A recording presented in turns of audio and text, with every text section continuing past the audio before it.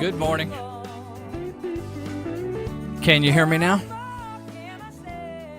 This is Lou Benninger. You're listening to Live with Lou, and we're out here on top of Mount Hood in East Yuba County, part of the state of Jefferson to be. And if you don't know what Yuba County is, we're up here and next to Sutter County, Nevada County, Butte County, Placer County, near Sacramento County, and our signal touches portions of those, or all of them. Colusa County hears us out there a little bit. So thank you for listening. We're going to be here for 3 hours today. We are live today. I'm here courtesy of the Wiki Man, Santos Vigil. He's sitting next to me here today. And we'll finish up at noon.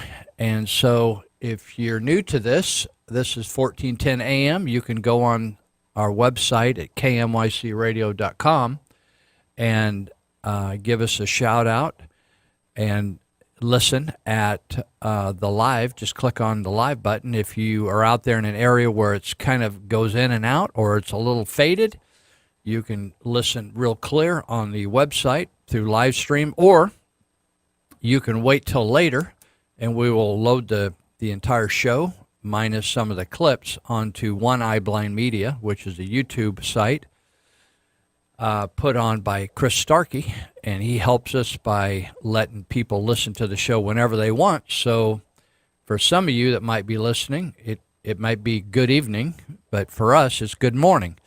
So we're here real time at 9 a.m. in the morning. So thank you for listening, and I wanted to begin by thanking those people that support us. And one of the guys just texted me, Dave Greenitz. He's said, Lou, I'm going to go over. I got a couple windows that were broken. People in the neighborhood, because we got a lot of crazy stuff going on in our neighborhood. They thought, oh, people shot out your windows. But I had some old, no, they didn't. I had some old windows. I live in an old house, so the windows were getting kind of brittle, and I had some that cracked. So he said, Lou, we're going to listen to the show while we put in the windows, a couple new windows in your house. So that was good. So Dave Greenitz of Greenitz Construction, you'll hear his ad later. And then the plumbing doctor, if when I flush, the water comes at me, that's a bad sign. And so if that happens, I call my friend Ted Holmes at the plumbing doctor. He comes over and fixes that. So that you'll also hear some commercials from them. But, we're just not here because out of the philanthropy of KNYC, we pay them to be here. People think, you're kidding. You actually pay to be on the radio. I thought they paid you. I said, no, we're like talking for food out here. So we also are helped by the constitutional conservatives, and we used to call them Sutter Butte's Tea Party patriots. So they're the Yuba Sutter Constitutional Republicans, to be exact. And you can learn more about those folks by tuning in here tomorrow afternoon at 1 o'clock to 3 o'clock to listen to a new show that's been on a few months called the Yuba Sutter Political Spotlight on Sunday. So we are grateful to them. They keep us on the air. And Monty Hecker, who a friend of mine just went to work for, and she said, Lou, I got myself a job. I said, oh, come on, that's awesome. And I said, what are you doing? She said, I'm dispatching. And she said, I'm working for Elite Universal Security. I said, way to go, girl. So Elite Universal Security, if you want to track down people that have been ripping you off, or protect your business, or keep people from tackling your customers out in the parking lot and accosting them and hitting them up, or depositing their remains on the porch, Monty Hecker can help. Actually, if you want to get a job, I mentioned you can get a job there, but they also have all kinds of trainings going on. They'll train you to go to work for them. So you might want to check that out. They have, at the end of July, they have some firearms recertification. They'll teach you how to shoot a gun and get certified to do it legally and conceal it and all that kind of stuff. The other thing I noticed a while back, I mentioned this a week or so ago, a lot of times you need to go get a live scan. And so, like for you want to get a job or you're applying for something or whatever. And so you can get that at the sheriff's department, but they just do it on certain days. And with Monty, you can get that thing done every day of the week, Monday through Friday, 8 to 4:30. So check that out. Thank you, Monty, for helping us stay on the air. You've probably been watching the television. I don't have one, but I do watch YouTube some and see some clips of some of these congressional committees interviewing these crooked FBI guys. And Mr. Gohmert, Louis Gohmert, said to Peter Strzok, I can't help but wonder, remember Peter Strzok, or Stroke, however you want to call it? He's the guy that said F Trump and said all kinds of things, negative things about him, and yet he was investigating Hillary Clinton. I don't know whether you watch that guy be investigated or interrogated or questioned, but that's one, him and Rob Rosenstein, if you want to know what the deep state looks like, just look those folks in the eye when they're testifying, and they are, if you thought some criminals were in Yuba County were slimy, come on, man. These boys in the $1,000 suits, you didn't see nothing till you looked them straight in the eye and watch them tell the story. So Louis Gohmert, I don't know whether you know who Louis Gohmert is. He's a Congress member from Texas. And Gohmert's background, he wasn't like a shoe salesman. Gohmert was a judge. And so he's got a background in the law. And he said to Strzok, which caused the Democrats or the liberals in the House to totally have a total meltdown. He said, I can't help but wonder when I see you looking there with a little smirk, how many times did you look so innocent into your wife's eye and lie to her about Lisa Page? Now, Strzok had an affair with Lisa Page. She's another FBI worker. And they were having all these kind of conversations about Trump and how they hated him and F Trump and all that kind of stuff. And Strzok just basically said, no matter what his personal views were, in other words, his personal views had no bias upon his love for Hillary Clinton and his investigation of her illegal emails. Had nothing. And so what Gohmert was getting at, that his dishonesty with his wife then had nothing to do with being an honest FBI guy. In other words, you could separate telling your wife a lie about being devoted to her while you're having sex with an employee at the FBI, and yet in other areas of your life, you're just totally innocent. So there's that. If you have access to YouTube, it will blow your mind how much my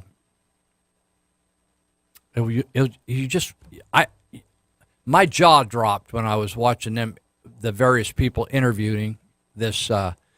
Strzok, who just got all fired up and like, how dare you even question the FBI or my integrity? And I thought, oh, we're firing FBI directors. We're like firing people. Anyway, just ridiculous. Well, I saw this quote and I thought it was good. Obama played the race card. Hillary played the woman card. America played the Trump card. I like that. President Trump, I noticed, donated his fourth quarter salary, which I know liberals say, oh, it's no big deal. Who cares, fourth quarter salary? He's rich. I can't remember another president ever donating his salary. So, and all these guys are rich. Do you notice that? Presidents and congressmen, if they aren't rich when they start, they end up rich, like the Obamas. You wonder, where did they get any money? They really never had a decent job where they performed, really, but they ended up being bajillionaires. So he gave his fourth quarter salary to the Department of Transportation as just a little hors d'oeuvre $100,000, an hors d'oeuvre, to work on some of the infrastructure problems in our country. And it's interesting how the liberals, before Trump came in, all wanted to have these huge tax increases to fund the crumbling infrastructure throughout our country, the bridges, the roads, right? Because they've been diverting all the money to social programs. And so when Trump comes in, he not only says we're going to do that, he proposes spending $21 billion on infrastructure and up to $200 billion over the next 10 years. The thing I like about him is he asks the question, why does it take 18 years to clear a road to be built or to be redone? When we built the Empire State Building, I think they built the Empire State Building from start to finish, thinking about it to finish, in a little over a year or so. So it just shows you how government is so absurd in the way they're operating. So the talk from the White House is the spending on federal programs will lead to an investment of $1.5 trillion on roads, bridges, waterways, and railways. So Trump has donated $100,000 each quarter to the National Park Service to upgrade and repair historic battlefields that had fallen to pieces, where tourists can come and maybe see where the Civil War was fought, etc. And then he donated $100,000 to the Department of Education to fund a summer camp, and then $100,000 to the Department of Health and Human Services to address the opioid crisis. So this fourth one is, and of course we're already in the fifth quarter now, but it'll take a while before they figure out what they're doing. There's an article that has floated around the internet for years, and sometimes you read these things, you don't know where they're attributed, where they come from. So sometimes the claims they make are questionable because you don't know where the source is. Like sometimes people send stuff to me and I say, well, where'd you get this? Or where'd this come from? Or where's the source? Or, is this true? And sometimes it's not, right? But this is an opinion piece, more of an editorial type writing. And I'm just going to read some portions to you because right now throughout California, throughout the nation, but certainly if you go on the Howard Jarvis Taxpayers Association website, HTA, I don't know if it's .org or .com, I can't remember right now, but they have some great resources there, and they'll tell you how many hundreds of cities or jurisdictions are wanting more money. It's just more money, and they come up with all kinds of excuses, but the primary reason is we have a flawed payroll system for government employees where we have surrendered the control of government to unions, and that payroll system and the way we decide raises and stuff has led to a totally disastrous pension system. And so in the private sector, if you set aside money, however you set it aside, and whatever you earn on it, that's what you have left to pull out in a monthly fashion to support yourself once you quit working for a company. But the way the government structured their retirement is that regardless of how much money you put into the retirement, in fact, in many cases, the employees put in a small percentage of the money towards their retirement, but they're guaranteed a benefit, a certain benefit. Whereas in the private sector, your benefit, how much you get back or out of your retirement, depends on how much you earned over the years. So if you made poor investments or you invested in property and the property didn't go up, you just cash out and then you divide that up, how many years you think you're going to live, and try to live on it. With the government thing, they guarantee that not only while you're working for government, you'll get paid the entire time you're working for government, plus all your sick leave. Even when you're not sick, you'll get paid. If you just call in and say, I'm going to take a sick leave day, has nothing to do with being sick, You get sick leave, you get vacation. Sometimes you get longevity pay, like Diamond Dean Price up there in Gridley. He's one of the highest paid, one of the top couple highest paid law enforcement guys in the country. Diamond Dean, he's making $330,000 a year, and he can't even pay his way to go work out. So we pay these people that work for government their entire career, paying them very well. In fact, statistics show that they're paid much better than people doing a similar job in the private sector. And then once they retire, we pay them for as long as they live, no matter how good the investments turned out. We pay them a defined, guaranteed benefit for the rest of their days on this earth, even if they live to be 150. Isn't that stupid? That's just totally stupid. Now, if I lived to be 150, I would run out of money. So I'm going to read you this column, and because it's just well written, and it gets right to what you're probably thinking. Oh, by the way, I want to give a shout out to all the people over in Hagerman, Idaho. More and more are listening over there. We're getting people that moved over there from Marysville. They went over there and thought, hey, this is way better than living in Marysville. And get out of California, you can pack a gun on your hip, and you don't have the high DMV fees. You don't have all the regulations. There's more freedom over there. You don't have to get a building permit every time you turn around. So some Marysville folks moved to Hagerman, and now they said some other people are starting to listen to the show. So welcome, Hagerman. Welcome, Juvenile Hall, Tri-County Juvenile Hall. We'd give a shout-out to the Cannabis Club. And so here we go. Politicians are the only people in the world who create problems and then campaign against them.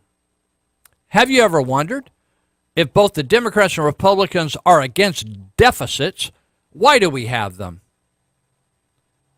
Have you ever wondered if all the politicians are against inflation and high taxes? Why do we have high taxes and inflation? You and I don't propose a federal budget. The president does. You and I don't have the constitutional authority to vote on appropriations. The House of Representatives does. You and I don't write the tax code. Congress does. You and I don't set fiscal policy. Congress does. You and I don't control monetary policy. The Federal Reserve Bank does. 100 senators, 435 congressmen, 1 president, and 9 Supreme Court justices adds up to 545 human beings out of the 300 and some million who are directly, legally, and morally and individually responsible for the domestic problems that plague this country. I excluded the members of the Federal Reserve Board because that problem was created by the Congress. In 1913, Congress delegated its constitutional duty to provide a sound currency to the federally chartered but private central bank. I excluded all the special interests and lobbyists for a sound reason. They have no legal authority. They have no ability to coerce a senator, a congressman, or a president to do one cotton-picking thing. I don't care if they offer a politician $1 million in cash. The politician has the power to accept or reject that offer. No matter what the lobbyist promises, it is a legislator's responsibility to determine how he votes. Those 545 human beings spend much of their energy convincing you that what they did is not their fault. I want to say that again. Those 545 human beings spend much of their energy convincing you that what they did is not their fault. They cooperate in this common con, regardless of the party. What separates a politician from a normal human being is an excessive amount of gall. No normal human being would have the gall of a speaker who stood up and criticized the president for creating deficits. The president can only propose a budget. He cannot force the Congress to accept it. The Constitution, which is the supreme law of the land, gives sole responsibility to the House of Representatives for originating and approving appropriations and taxes. Who is the Speaker of the House? This was written as an edit. This was written during John Boehner's leadership over the House. So it says John Boehner, he's the leader of the majority party. He and fellow House members, not the president, can approve any budget. If the president vetoes it, they can pass it over his veto if they agree to. The House has passed a budget, but the Senate has not approved a budget in over 3 years. The president's proposed budgets have gotten almost unanimous rejections in the Senate in that time. It seems inconceivable to me that a nation of 300 million people cannot replace 545 people who stand convicted by present facts of incompetence and irresponsibility. I can't think of a single domestic problem that is not traceable directly to those 545 people. When you fully grasp the plain truth that 545 people exercise the power of the federal government, then it must follow that what exists is what they want to exist. If the tax code is unfair, it is because they want it unfair. If the budget is in the red, it is because they want it in the red. If the Army and Marines are in Iraq and Afghanistan, it is because they want them in Iraq and Afghanistan. If they do not receive Social Security but are on elite retirement plans, not available to the general public, it's because they want it that way. There are no insoluble government problems. Do not let these 545 people shift the blame to bureaucrats whom they hire and whose jobs they can abolish, to lobbyists whose gifts and advice they can reject, to regulators to whom they can give the power to regulate and from whom they can take that power back. Above all, don't let them con you into the belief that there exists disembodied mystical forces like the economy or inflation or politics that prevent them from doing what they take an oath to do. Those 545 people and they alone are responsible. They and they alone have the power.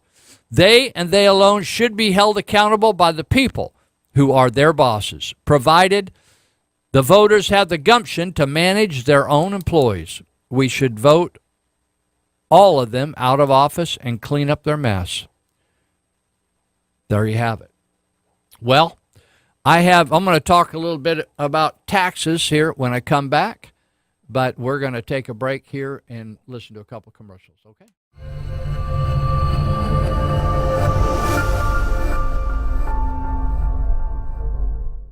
Check out the Territorial Dispatch. Papers are weekly and can be obtained free at distribution or by mail through subscription. It's only locally owned and operated newspaper in the region. The paper is the rest of the story. And also check out the E-Territorial. It's an online version of the Territorial Dispatch which features local news and events for the Yuba Sutter, Colusa, and Nevada County areas. You'll also find daily and breaking news updates, current traffic, and weather information, along with a calendar of local events. Visit the E-Territorial at eterritorial.com.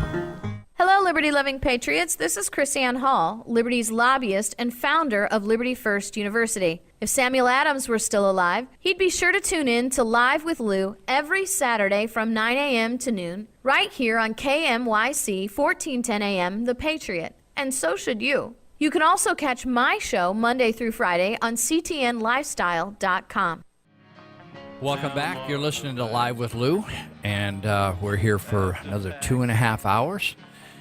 You listened to a little clip on tolerance there. There's not much tolerance out there. There's a lot of talk about tolerance, but there's not much tolerance. I noticed in the Appeal Democrat today that there's an article about, although I couldn't read it because I can't, it's online, but it blocks you if you're not a subscriber, and I don't want to steal anything from the Appeal Democrat. They wrote an article this last week about people stealing their articles, and I thought, oh, you mean they misquoted them, or they plagiarized? You plagiarized taking somebody else's creative work and claiming it's your own.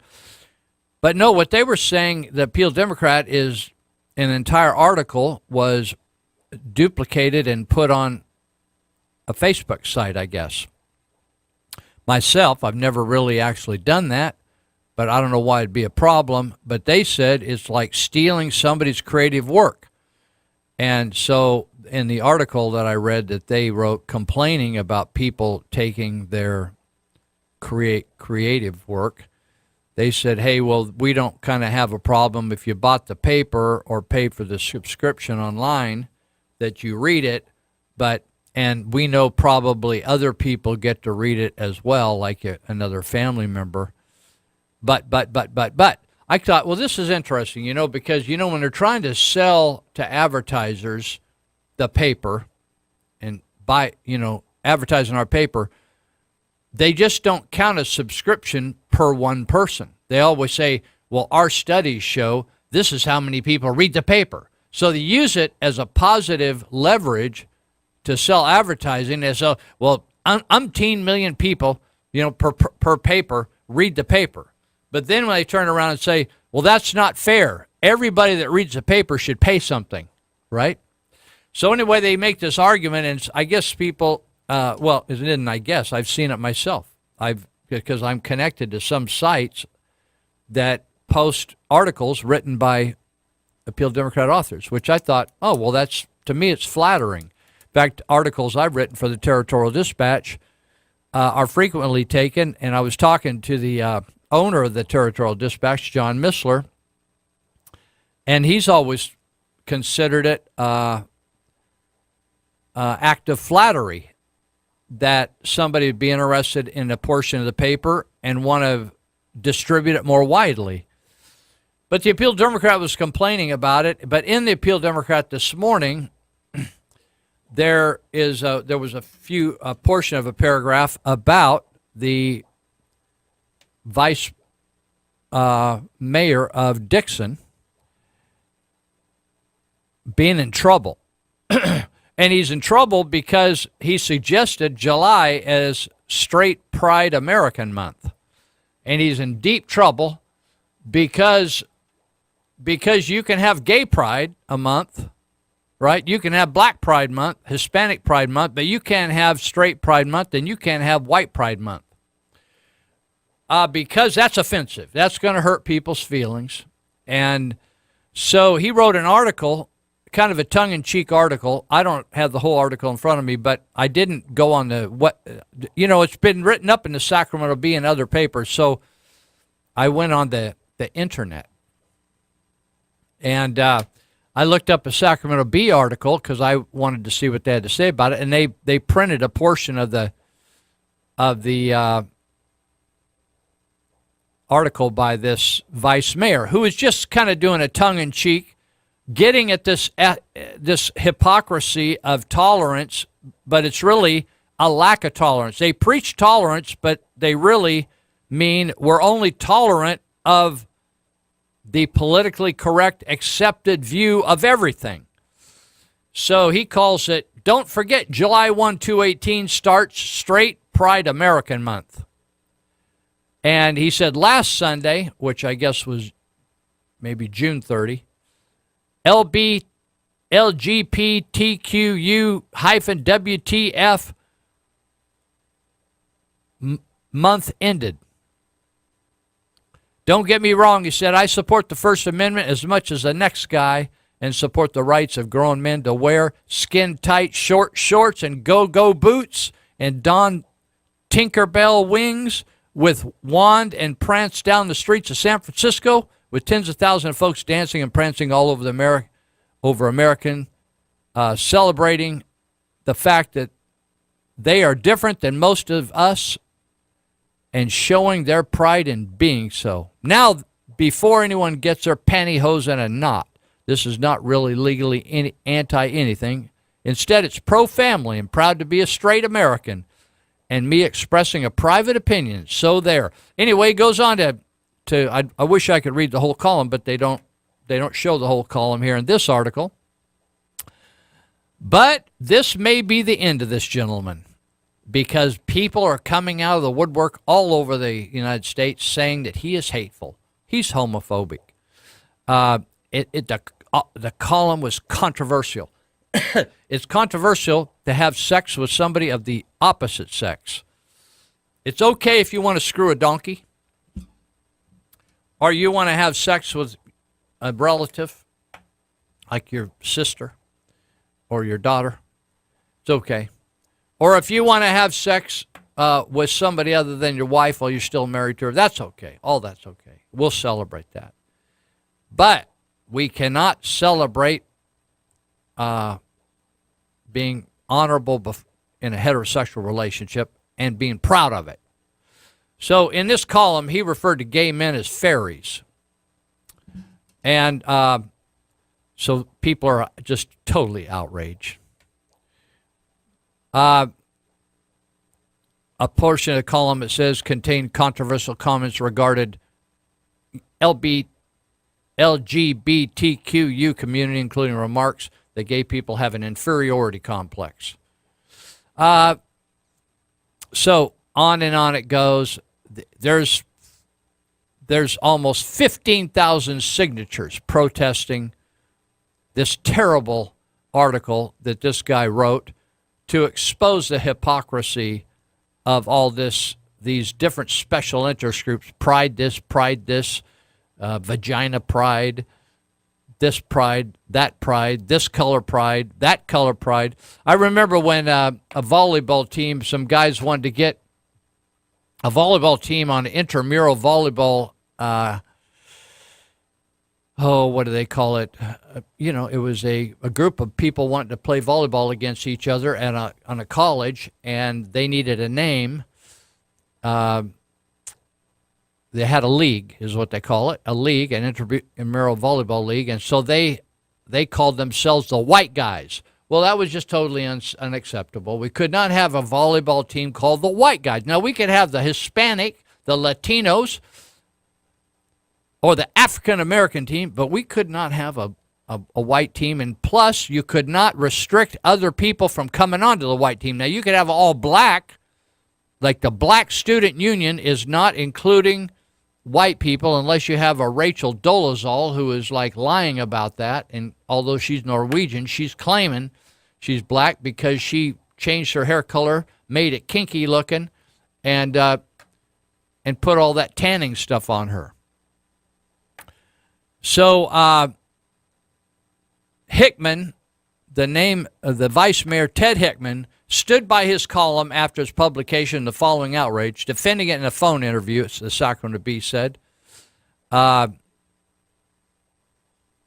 there. I wish I could read it to you. I think it'd be a kick, but I don't have it right in front of me. But I think it's interesting just to show the lack of tolerance, even though the left is the one that keeps oh, you're not tolerant, oh, you're not tolerant, oh, you're not tolerant. But the fact is, people are tolerant, and they are the ones that are having a problem with that very issue. So, and the Appeal Democrat has got their undies in a bundle because they think, and some people went on Facebook saying, I agree with them, people shouldn't steal stuff. Well, is it stealing to quote, if you read an article in the Appeal Democrat and you bring it up as a conversation at a party, is that stealing? If you begin to quote people and discuss an article, where does this all end up? I just think it's a little bizarre. So, on we go. I wanted to mention that when you start thinking about how this country was started, and the fact is that they didn't want politicians that were far away, that they really didn't even have any contact with, that some of them didn't even know, controlling their life and controlling their pocketbook and controlling what they could and couldn't do. And they rebelled against that. And then you look at today, when you have to ask permission every move you make. In Marysville, they want to tell you the color you can paint your house. Think about that. And every move you make, there's a charge for you moving or not moving. I want to read you this little poem. Tax his land, tax his bed. Tax the table at which he's fed. Tax his tractor, tax his mule. Teach him taxes are the rule. Tax his work, tax his pay. He works for peanuts anyway. Tax his cow, tax his goat. Tax his pants, tax his coat. Tax his ties, tax his shirt. Tax his work, tax his dirt. Tax his tobacco, tax his drink. Tax him if he tries to think. Tax his cigars, tax his beer. If he cries, tax his tears. Tax his car, tax his gas. Find other ways to tax his ass. Tax all he has, then let him know that you won't be done till he has no dough. When he screams and hollers, then tax him some more. Tax him till he's good and sore. Then tax his coffin, tax his grave, tax the sod in which he's laid. Put these words upon his tomb. Taxes drove me to my doom. When he's gone, do not relax. It's time to apply the inheritance tax. Account receivable tax. There's a building permit tax, California driver's license tax. Just think about all these taxes you folks pay out there every day or maybe once a month or a year. Cigarette tax, corporate income tax, dog license tax, excise tax, federal income tax, federal unemployment tax, fishing license tax, food license tax, fuel permit tax, gasoline tax, gross receipts tax, hunting license tax, inheritance tax, inventory tax, IRS fees and interest, which is another tax on a tax, liquor tax, luxury tax, marriage license tax, Medicare tax, personal property tax, real estate tax, service charge tax, Social Security tax, road usage tax, recreational vehicle tax, sales tax, school tax, state income tax, state unemployment tax, telephone federal excise tax,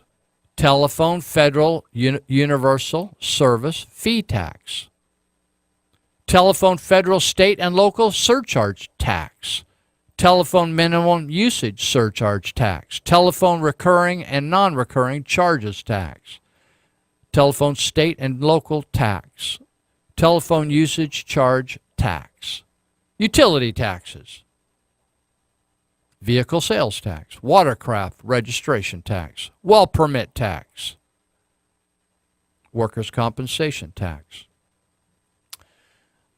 Not one of these taxes I just mentioned existed 100 years ago. And during that time, our nation was the most prosperous nation in the world. We had no national debt, had the largest middle class in the world, and mom stayed home to raise the kids. Hold that thought. Well, I don't know whether you followed this, but I found there's lots of articles about this. It's kind of a heartbreaker. It's called A Pardon Too Late. You might have noticed that a father and son, Dwight Hammond, who I believe Dwight's in his 70s, and his son Stephen, have been in prison. They went to prison already once for their crime, and then they were to get out, and the prosecutors for the United States Justice Department under Barack Obama appealed the sentence that the judge laid upon them. I think the son got a year and dad got 3 or 4 months. And the prosecutors for Obama went back and appealed the sentence to another judge, and they gave them a second sentence of a maximum 5 years apiece in federal penitentiary. Donald Trump came in and pardoned both of them. It's called, the article's called A Pardon Too Late. And the picture, which is really heart-rending picture of a cowboy, just the top part of a cowboy from the chest up. His name is Lavoy Finicum. And next to his picture it says not available for comment about this pardon, meaning this pardon of the Hammond the Hammond family, dad and son. The reason Lavoy Finicum is not available for comment is that state troopers in the state of Oregon killed him, an innocent man, unarmed, innocent, killed him in cold blood along a highway where he was driving to go speak at a meeting. Now, I'm going to go over this article some because the Hammonds are representative of thousands of farm families living, have been making a living on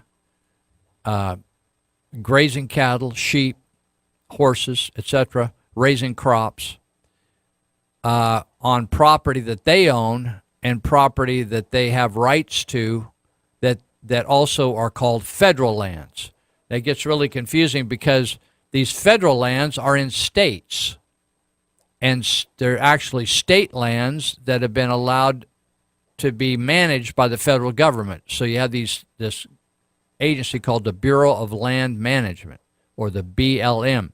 So what's happened is, since the 60s and 70s, is the left, the far left, who thinks that we need to rewild. It's called rewilding. In other words, force people off property and cause it to go back to not be managed and just let it go wild. So let forests go wild, let the underbrush grow. Then when it catches on fire, you just have to let it burn because it's too hot to put out. So let noxious species of weeds destroy good ground. Just let it go, and whatever it becomes, it becomes. And man is the great destroyer of the earth. So there's been a systematic effort to force families off properties, thousands of acres of properties where they've worked and developed these properties, when the government told them, go out there and take those properties and you carve out a living out there and we will support you. That's how it all got started. They did not take it. They did not sneak out there. They were awarded those rights and properties to farm those areas, and they have done it for generations. And now, because of the left's desire to control and manipulate and take over these lands, they are forcing these families off their ground, bankrupting them, and taking them to court. And so you might have heard about Cliven Bundy and Ammon Bundy and all the Bundys out there in Nevada. But also there's just thousands of these farm families. Now, there was a guy, I believe he was up in the Butte County area, that called here a couple of years ago. And he said, Lou, you need to get a copy of Range magazine. And I fussed around, didn't get right on that. And so eventually I got me a subscription to Range magazine, and it is one of the most powerful magazines I get to read. It comes out, it does not come out every month. I think it's quarterly. It is amazing articles about wonderful, wonderful families that are being abused by our government, like the Hammonds. So Trump's pardon of Mr. Hammond and his son was the result of what the White House called the previous administration's filing an overzealous appeal that resulted in the Hammonds being sentenced to 5 years in prison. Do you have any idea what they did? Well, I'll tell you about it in a second. It's something that farmers do around here all the time, and people do all the time, and nobody does anything. It began when a reduced sentence given by a judge who deemed the prescribed punishment sought by federal prosecutors to be grossly disproportionate wasn't enough. Even as the pair served and completed that sentence, they completed their sentence. Can you imagine? You get tried for a crime, you're found guilty, you're sentenced, and you do the sentence, then the government comes back and said that wasn't enough. Even as the pair served and completed the sentence without incident, the government appealed to the Ninth Circuit to impose a 5-year sentence based on the anti-terrorism statute that the judge discounted in his sentence. In other words, with terrorism, they overlaid over other crimes that this could be terrorism. Now, these are farmers that were trying to farm their property, and they got resentenced under an anti-terrorism statute. These people are farmers. Add to this the allegation that the federal government was deliberately trying to get the Hammonds to give up their land, which lies adjacent to the Malheur National Wildlife Refuge, where over that protest, if you remember that in Oregon, that's where Lavoy Finicum was pulled over with a group of people in his car. People witnessed the whole thing sitting in the car, and he got out of the vehicle and was shot and killed. He was a foster father. I think he had almost 10 kids. Rancher, foster farmer. I think he's a Mormon guy. In recent years, the feds have revoked grazing permits, mismanaged water to let ranch lands flood, and harassed ranchers with regulatory actions in the area of the refuge, claims the Wall Street Journal. We'll be right back, and we'll talk more about the pardon.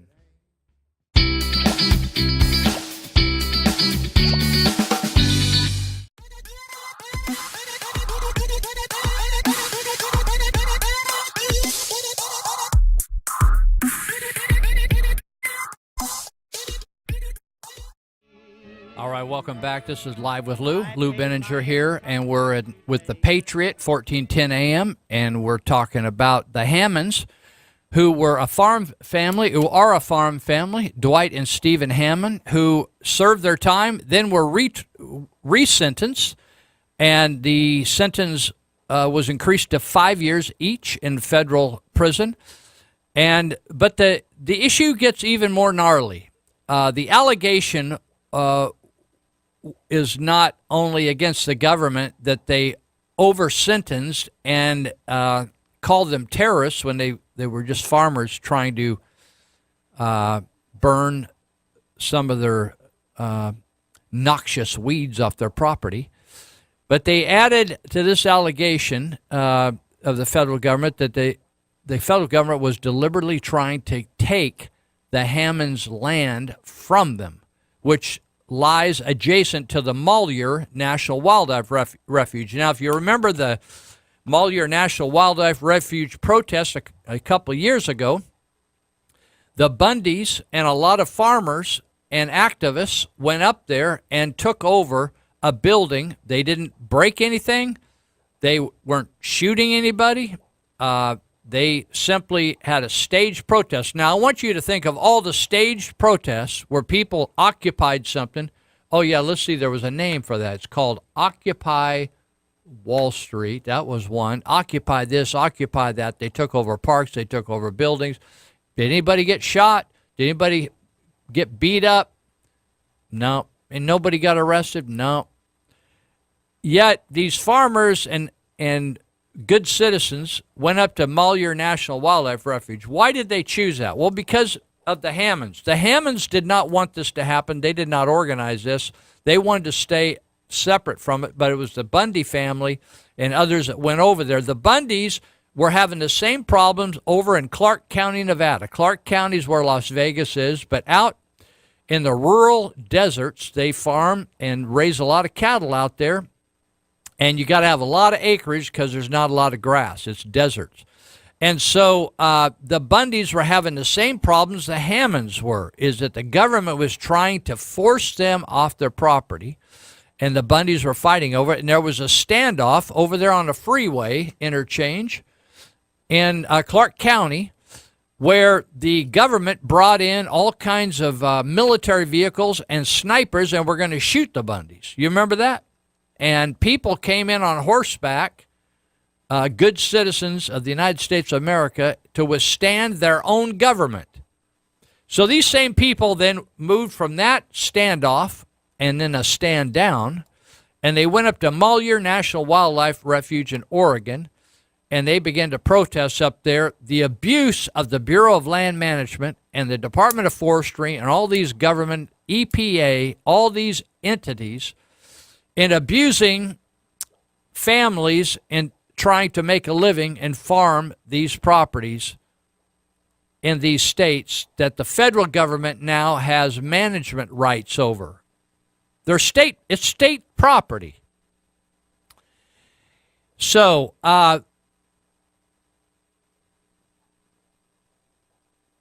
in winter of 2016, a group of protesters described by media reports as armed anti-government militia embarked on a territory takeover of a government building. This was the Malheur takeover. And so Robert Lavoy Finicum was the lone victim in all these protests. He was shot dead by law enforcement during arrest of 5 protest leaders. So now, I don't know whether you probably haven't been following the Finicum death and the following investigation. But but an FBI agent is awaiting trial on obstruction of justice charges stemming from the shooting. Now, isn't that interesting? We have FBI problems in Washington. We have people, Mueller, we got Comey, we got all these people arrogant. Nobody wants to, they don't think they have to answer questions. They're above the law, and they claim the FBI is just perfect. And so we have an FBI agent awaiting trial on obstruction of justice charges stemming from the shooting, including in the group arrested that fateful day were two sons of Nevada's Cliven Bundy, a fellow rancher who had his own run-in with the federal government 2 years early. So we had an issue happen in Clark County, Las Vegas, Nevada, and then Cliven Bundy and his boys were up to the Mueller refuge. They also got arrested and put in Portland jail. And I don't know when's the last time you ever heard of a person going to jail and having no bail. Have you heard that? You got to be one gnarly operator to have no bail. These guys served a long time up there in a Portland jail, the Bundys family, no bail, in solitary confinement. I want you to think about anybody you know, any of you criminal folks out there, no friends and relatives. Usually people get bail, even if they did some really funky stuff. Now, government figures always get bailed out. In fact, rarely do they ever go to jail in the first place for something they do wrong. So, again, neither the elder Bundy nor the Hammonds wanted anything to do with the protest or the takeover of the Mueller refuge. So, let me go on down here a little bit farther. And if you remember, the trial of all the participants arrested over the Mueller takeover was happening up in Portland, Oregon. And the judge in the Portland, Oregon case dismissed charges on all the Bundys. They found them innocent. So instead of releasing them, they had to go over and now stand trial over in Las Vegas, the Bundys.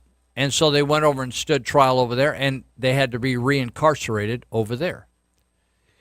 But the judge over there also found that the government, this is the Department of Justice that seems so righteous and acts so righteous at the federal level, back there in Washington, D.C. right now in the hearings, the Department of Justice was corrupt in their prosecuting of the case and was biased, just like Strzok is biased against Trump.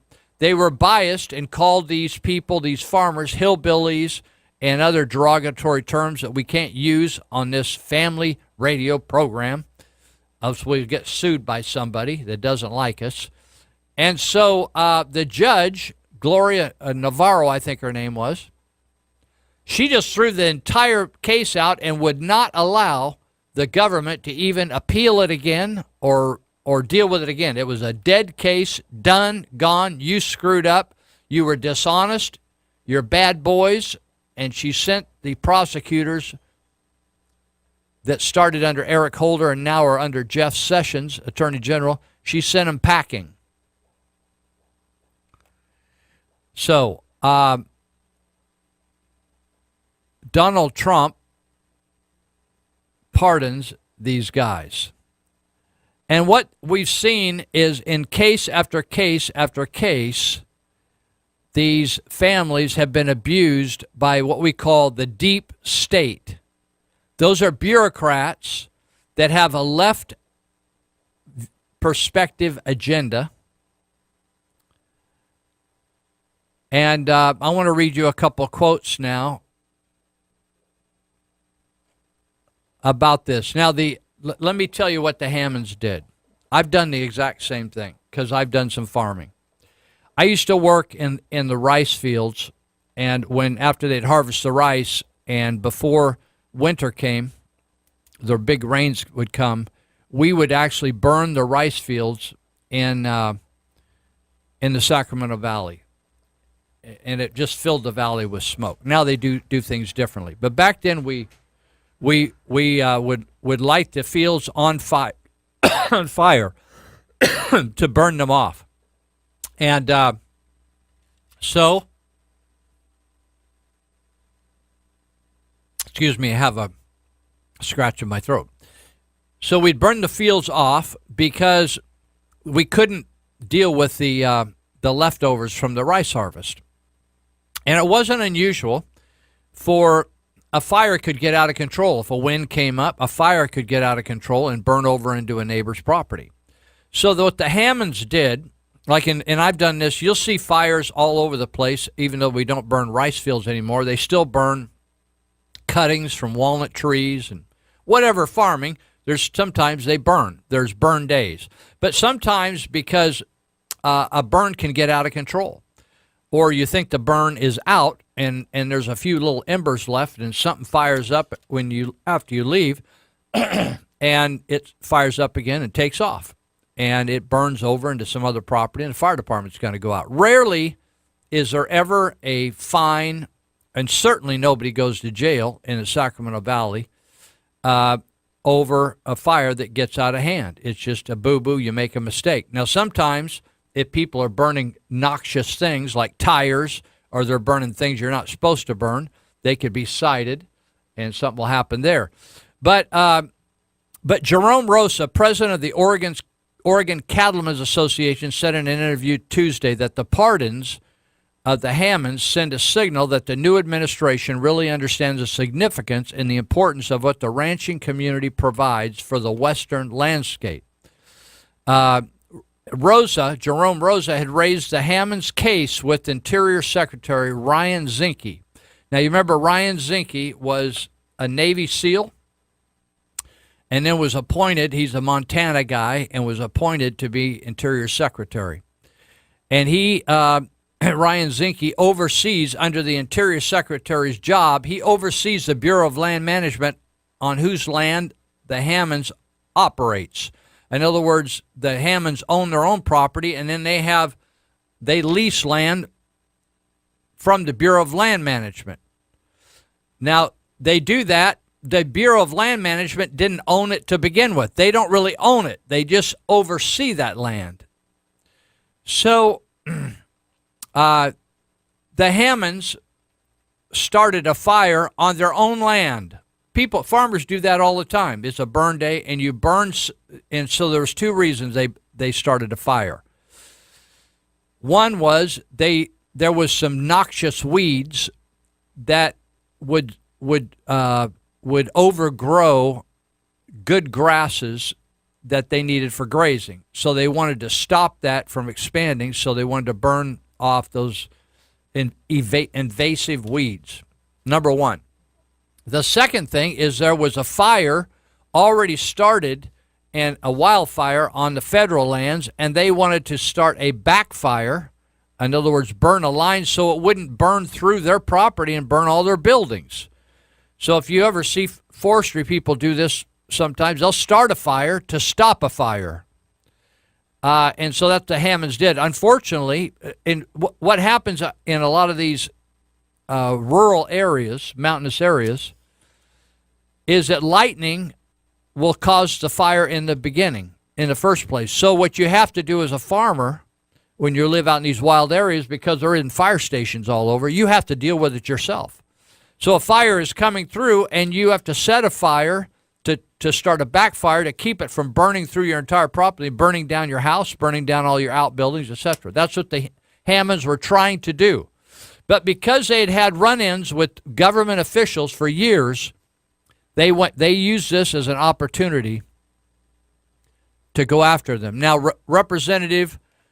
Congressman Greg Walden from Oregon lobbied for clemency, discussing the matter with Trump in late June. So people say, oh, Trump, he's letting all these people go, da-da-da-da. Well, he did the right thing. These are farmers. And if these guys did this in our farming in the Sacramento Valley, nobody would have did anything about it, because they were just trying to burn, and it happens all the time. Every farmer in this valley is burning. more and more they're chopping stuff up and trying to recycle it. But they have the Hammonds have been fighting with the government in court for years over their rights over property they've been farming for years. And so the loser, that's why the article says no comment, and there's a picture of Leroy Finicum, because after all the people have been let go, all the Bundys are now free, the government has lost every single case with the Bundys and now the Hammonds. In other words, Trump giving them a pardon basically says the government overstepped its bounds. And so if you remember the media accounts, probably you had thoughts like I did. What in the world did these farmers do anyway to like cause all these problems? Did they murder somebody? Did they like steal something? Did they like do a terrorist act?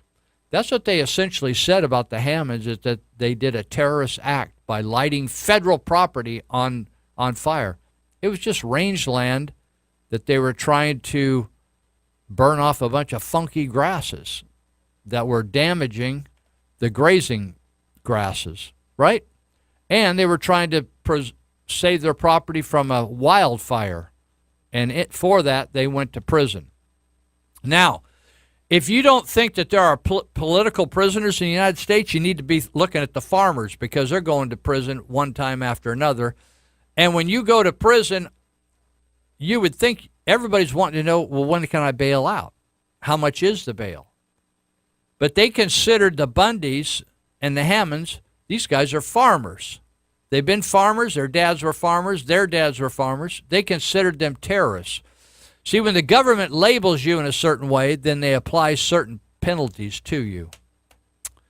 So, all right, that's that. I want to move on and talk about, people keep telling me, Lou, have you been following these Thailand boys? Have you been following these Thailand boys? I said, no, I haven't. No, I haven't. No, I haven't. I said, how'd they end up in there anyway? Well, so they said, you go over to Asia all the time. You know how they get those torrential, incredible rains, and all of a sudden you get caught in a flash flood or something. So I'm not going to get into all the details of how they got in there and how they rescued them. My question is, why were people so interested in it? You ever wonder about that? Why are we so interested in a little soccer team? I mean, kids are dying every day. How many are we aborting every day over here? 3,000 or 4,000 a day? Nobody's like all upset, unable to have lunch because they're so upset, stressed. Nobody's freaking out about that. So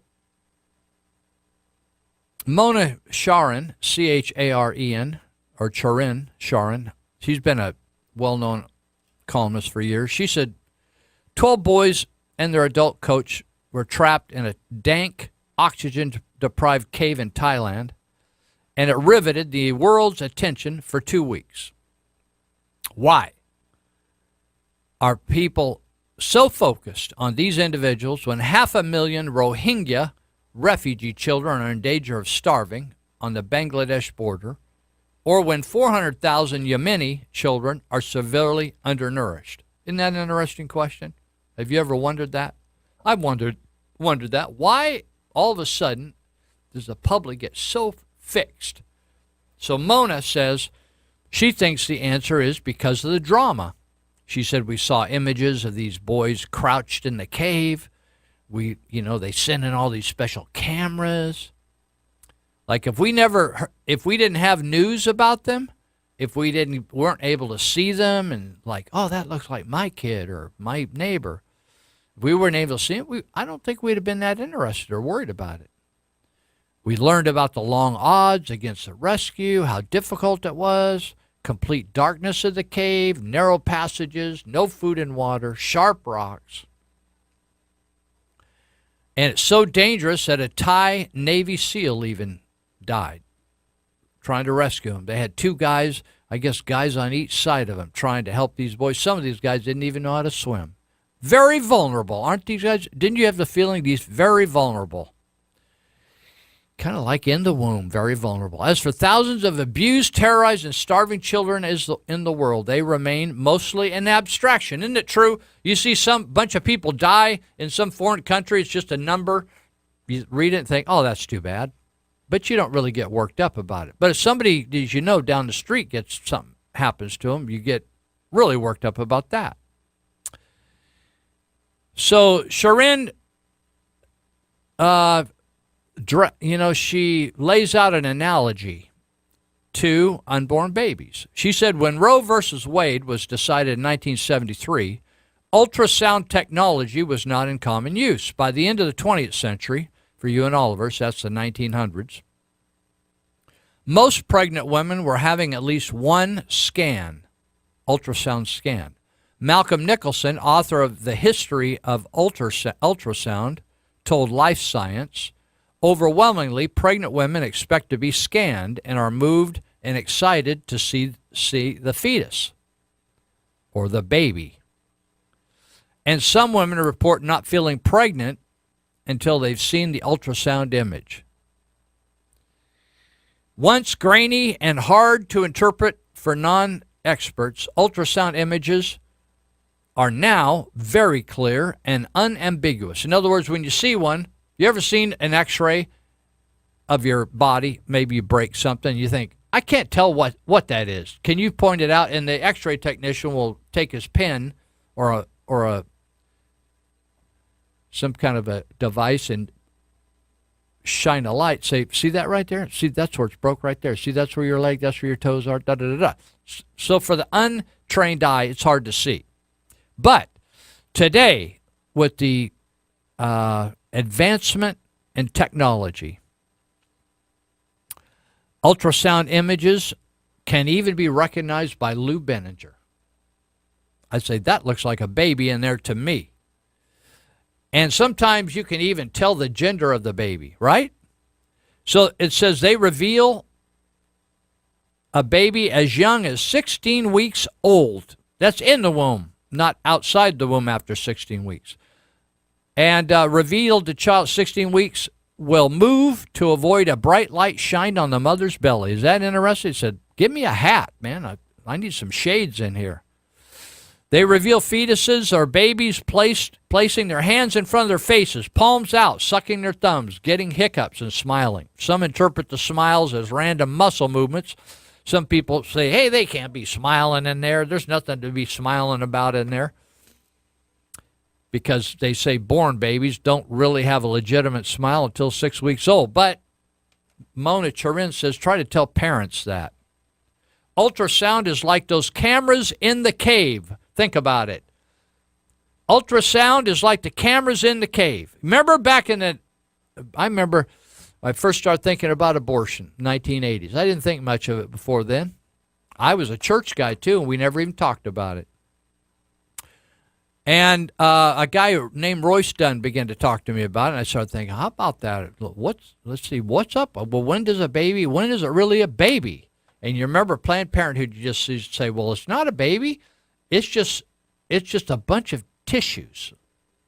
And it isn't even a real human being. Remember that back in those days?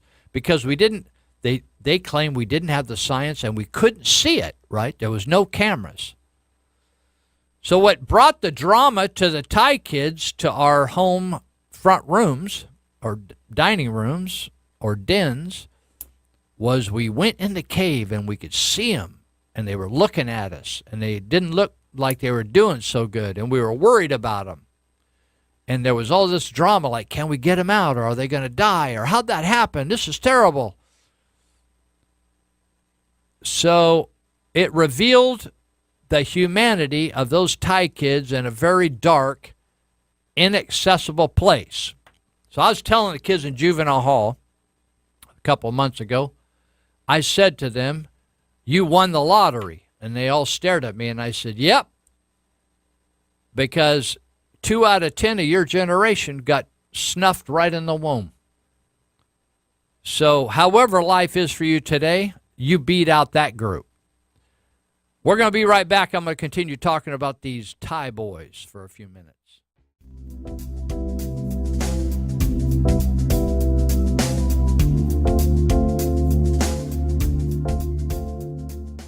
out the Territorial Dispatch. Papers are weekly and can be obtained free at distribution or by mail through subscription. It's the only locally owned and operated newspaper in the region. The paper is the rest of the story. And also check out the E-Territorial. It's an online version of the Territorial Dispatch which features local news and events for the Yuba Sutter, Colusa, and Nevada County areas. You'll also find daily and breaking news updates, current traffic, and weather information, along with a calendar of local events. Visit the E-Territorial at eterritorial.com.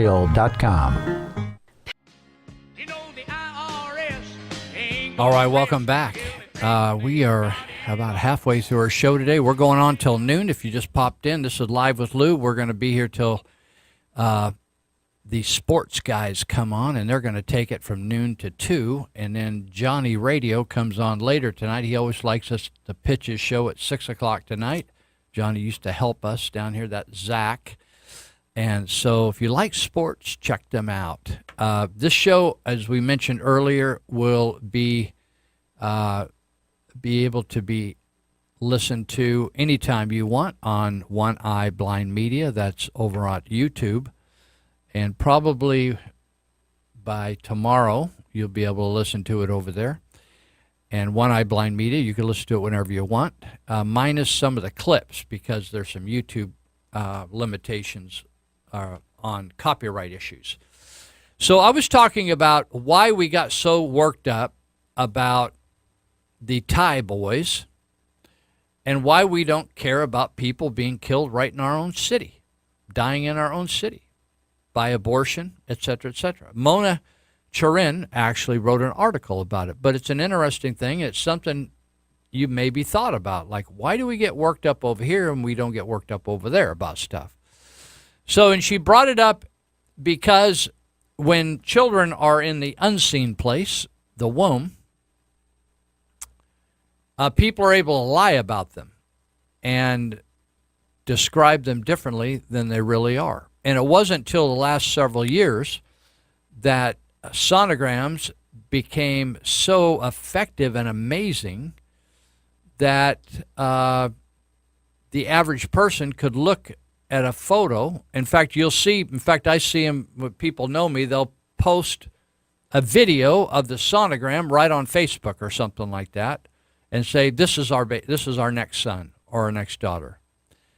And they're that clear.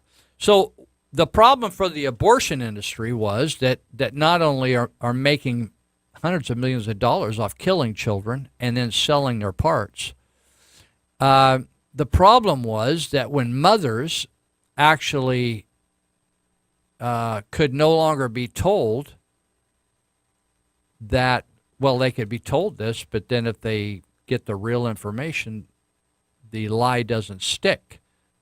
But they're told, don't worry about it. It's just a bunch of cells. Don't worry about it. It's okay.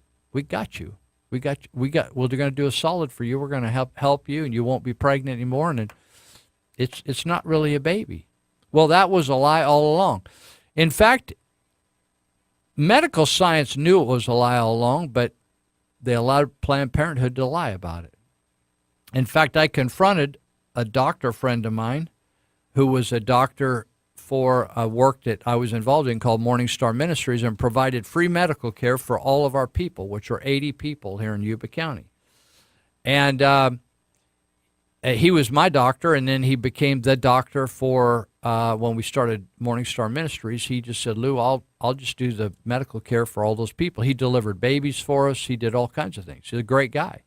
But then I realized one day, because I'd never thought much about abortion after Morning Star had come and gone, and I was just doing life, working, and going to church.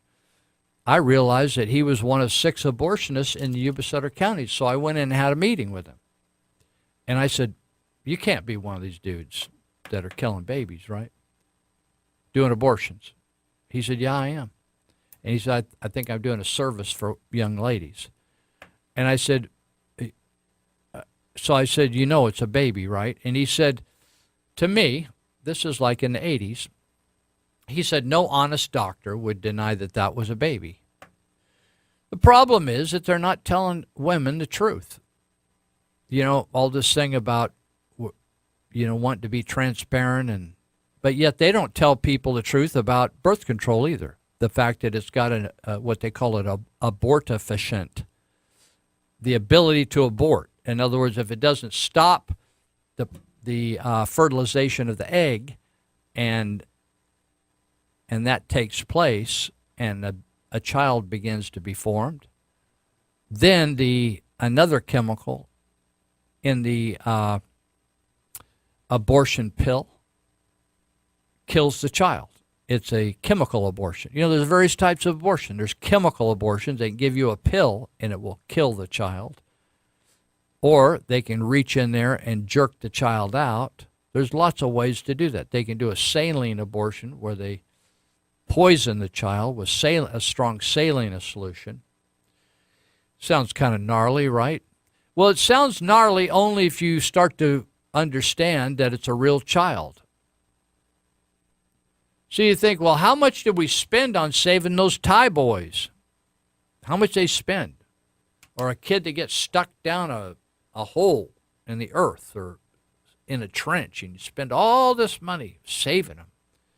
And yet we just kill kids left and right. So it's this recent Supreme Court judge appointment, Brett Kavanaugh.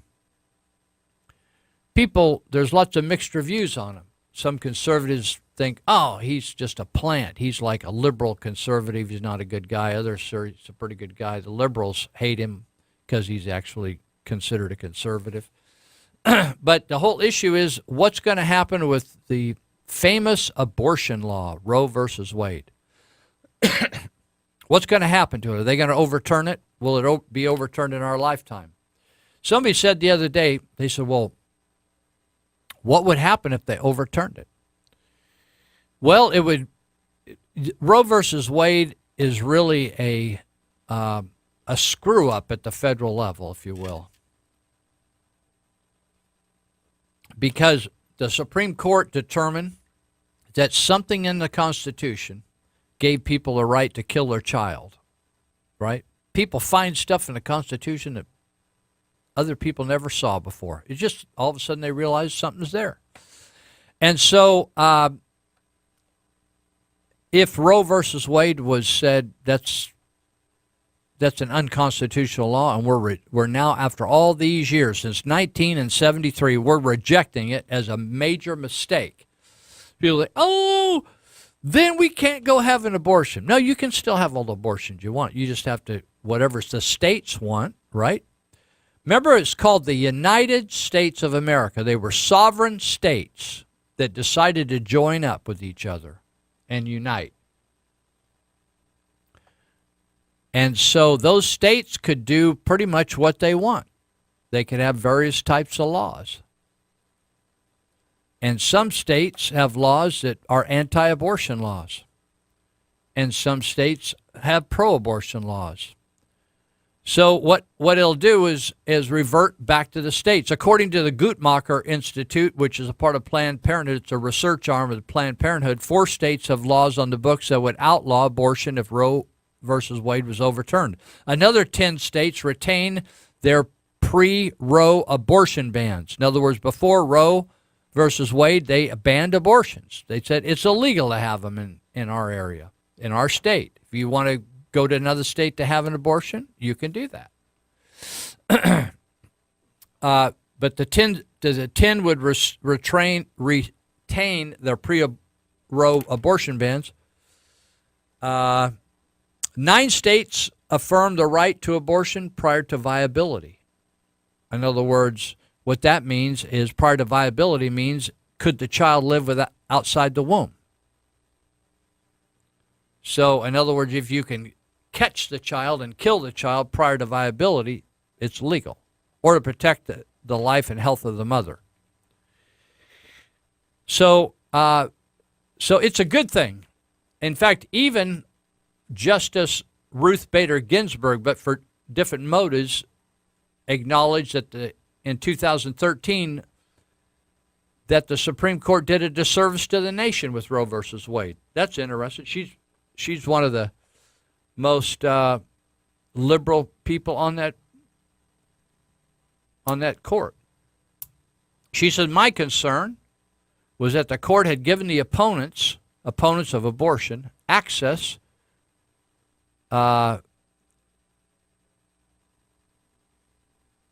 let me say that again, that the court had given opponents of access to abortion a target to aim at relentlessly. So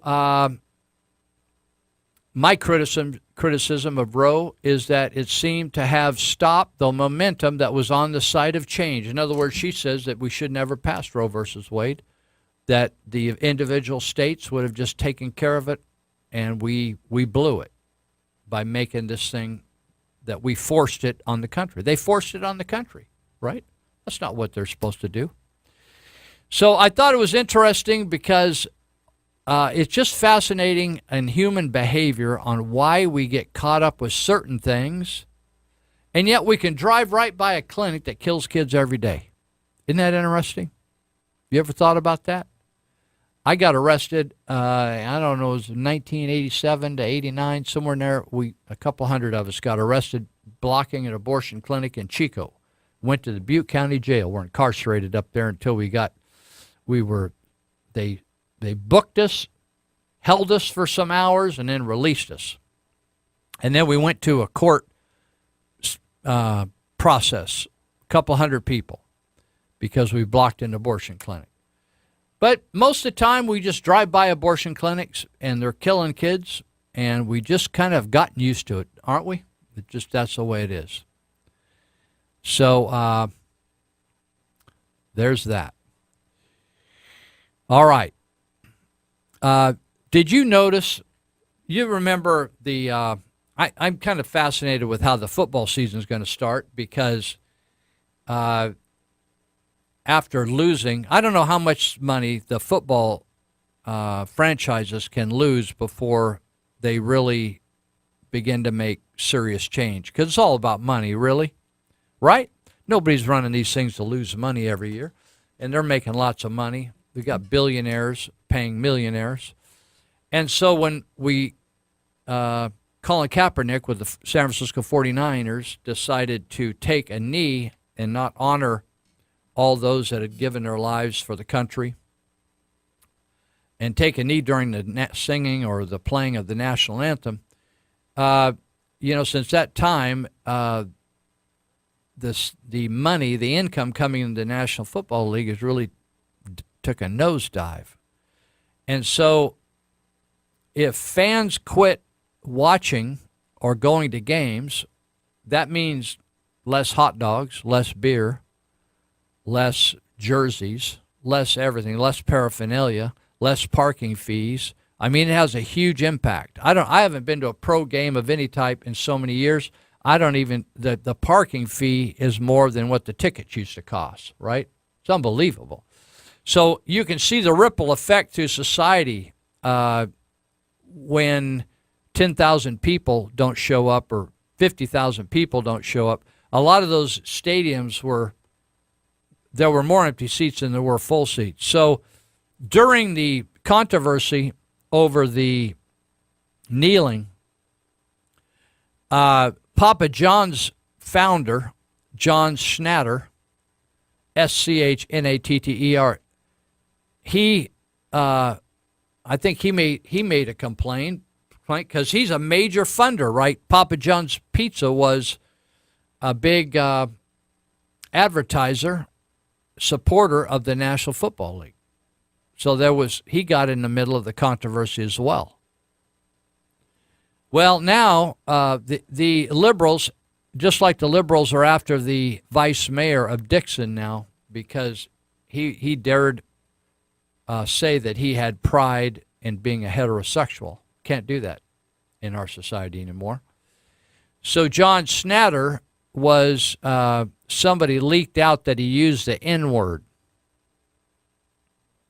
This is totally a fraud, smearing him. But when you have a national chain of restaurants, whether you did something or not, if enough people believe you did, it affects the profitability of those businesses, right? So Schnatter on Wednesday, last Wednesday, resigned as chairman of the Papa John's Pizza. I think we have a Papa John's in Yuba City. I think we used to buy Papa John's, or maybe we still do, when we have our tip meetings. We'd buy a couple pizzas. And the reason for his resignation was the media blowback over allegations that he used a racial slur, which I just described to you. And the news reports attributing the use of the inappropriate, harmful language. Oh, I love these things. Or hurtful language. It was hurtful, that language. It was during a media training session with his executives regarding race, right? And he said the reports of him using that word are true. And regardless of the context, I apologize. And he says racism has no place in our society. Now, the interesting thing about Schnatter is he is strongly on the side of anti-racism and was not making a racist comment. He was teaching people on how not to use that word. And he was referring to somebody in another fast food business that had actually used the word. It wasn't him calling anybody a name. In fact, here's the story. This is when you get back to what actually happened, this is what happened. Schnatter intended for his remarks to show his stance against racism in his talk. But people still found it objectionable. Schnatter admitted he made the remarks and apologized. The irony is that Schnatter was actually working to fight against racism. The problem is Schnatter was the wrong skin color. That's what the problem is. He's a white guy. You see, he's white, he's male. So according to the social justice warriors, the Pharisees, he's not allowed to think or say anything, let alone attempt to explain his comments on NFL players protesting. And he was making a comment about Colonel Sanders, who did make a racist comment. He used to use the N-word, Colonel Sanders, when he was alive. And he was making a comment that he didn't like that. But the very fact that he made an evaluation about somebody else using that word, now he doesn't have the right to even do that because he's a white male.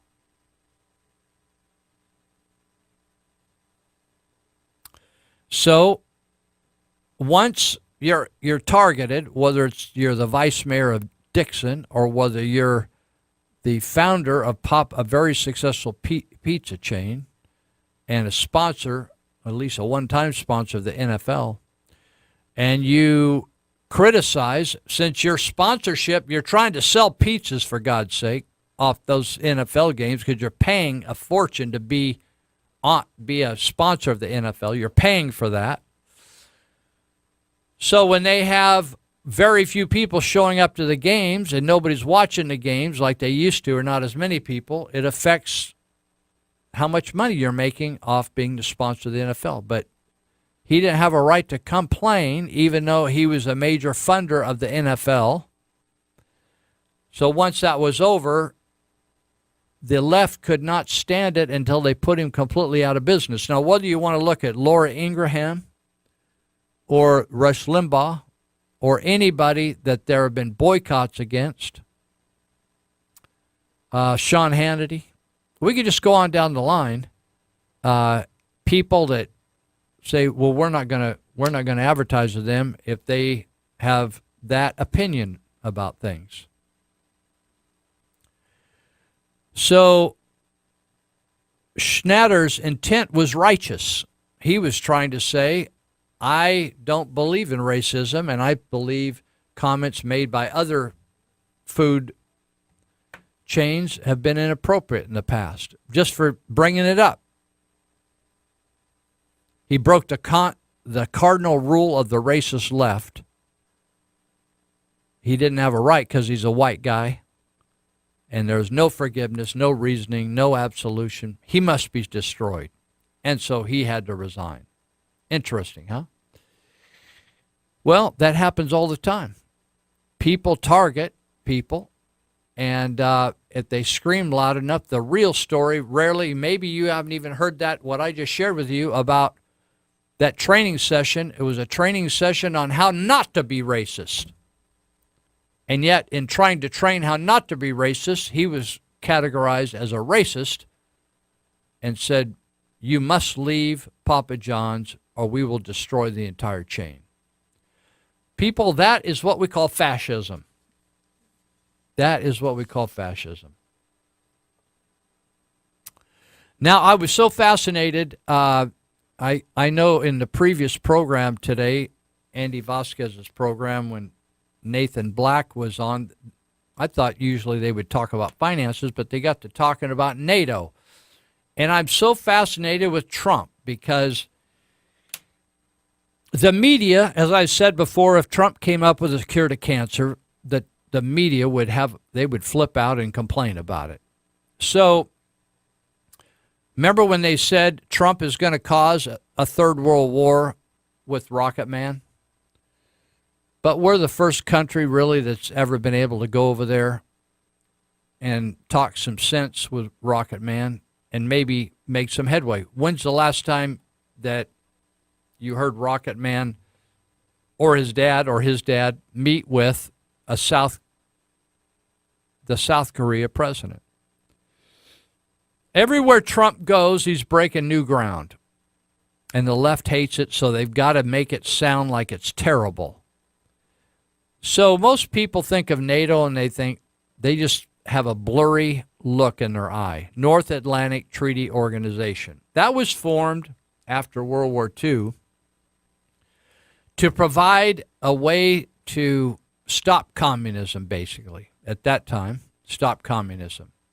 And that there was an agreement among certain countries that we would have each other's back, protect each other. And because Europe was pretty much destroyed until it was rebuilt by Americans with the Marshall Plan, where hundreds of millions of dollars were devoted to rebuilding England and Germany and France. As that began to be rebuilt, it was Americans that put in that money to rebuild those. But as it began to be rebuilt, then they formed this thing called the North Atlantic Treaty Organization, where they would militarily support one another. And so the United States maintained a troop presence in Europe. And some feel that that's 30,000 or more, right? But interestingly enough, most people don't realize, the average human in the United States don't realize that the agreement was not that the United States would go defend everybody, but that all these signers of this North Atlantic Treaty Organization, the treaty, would agree to put a certain percentage of their gross domestic product into military defense. So in case they ever needed to respond to a crisis, they would be prepared to do so. So all the media doesn't report that. What the media reports is that NATO is this wonderful organization and Trump is screwing it all up. So Trump's talk, when he's calling people, it's kind of like when you hear a parent correcting their child and you end up saying, that parent is a real crude, rude, caustic parent. When what they're doing is righteous. They're trying to correct their child to make a good citizen out of them. So they're not just trying to be their best friend, like the parents of millennials. They're trying to raise a good adult human being who's honorable, honest, and compassionate and will follow directions. So Nancy Pelosi, or Chuck Schumer and Nancy Pelosi, said in a joint statement, President Trump's brazen insult and denigration of one of America's most steadfast allies, Germany, is an embarrassment. No, here's what the embarrassment is. Germany is the embarrassment. You hear that? That's a bad sign right there. So we're going to take a break, and then we're going to take one more hour. We'll be right back.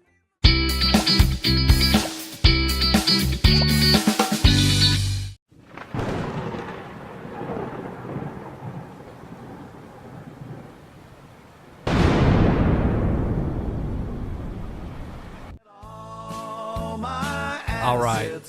Well, you're listening to Live with Lou, and Lou Benninger here with the Wikiman Santos Vigil, and we have a little less than an hour to go, and then we'll have some guys talking sports here. I was talking about the North Atlantic Treaty Organization. It's a group of nations, European nations plus us, that agreed to defend one another against any kind of attack against us. And at the time it was formed, the thought was that the attack would come from communists, Russia, China, things like that.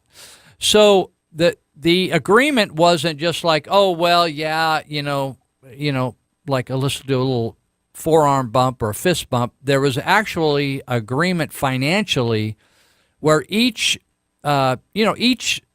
country was at a different place financially than the other. So to be fair, they each agreed to put in a certain percentage of their gross domestic product.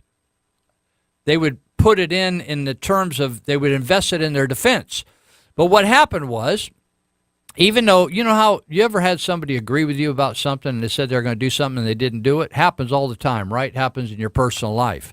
Say, oh, yeah, I'll be over at 3 o'clock. They don't show up. They come later. Or they say, yeah, I'm going to invest. I'm going to do that. I'm going to come to your birthday party or something. They don't show up. People say stuff, and so that happens at the political level as well. So when the liberal people in the United States said Trump insulted Germany, no, and Germany insulted us. You know, Americans have provided welfare for their own people and not asked them to do a thing for it, no accountability, and we've given billions to Africa. We've in one continent after another, we give billions to, millions to. We got bases in the Philippines, we got bases in South Korea, Yeah, it helps us strategically, but it also helped those countries. And Trump is the first president that is really, some presidents have brought it up, that these countries are moochers, they're lazy. The real embarrassment in this situation is that Germany, one of the wealthiest countries in Europe, spends about 1.24% of its gross domestic product on defense. It's in the bottom half of all the NATO allies. It should be in the top. The U.S. has the most, when you compare all the gross domestic products of all these countries, U.S. is huge compared to all those countries. We spend 3.5% on military. So all the U.S. was saying when they agreed, it wasn't the U.S. telling them what to do. They made an agreement that they would all build up their military using a percentage of their gross domestic product.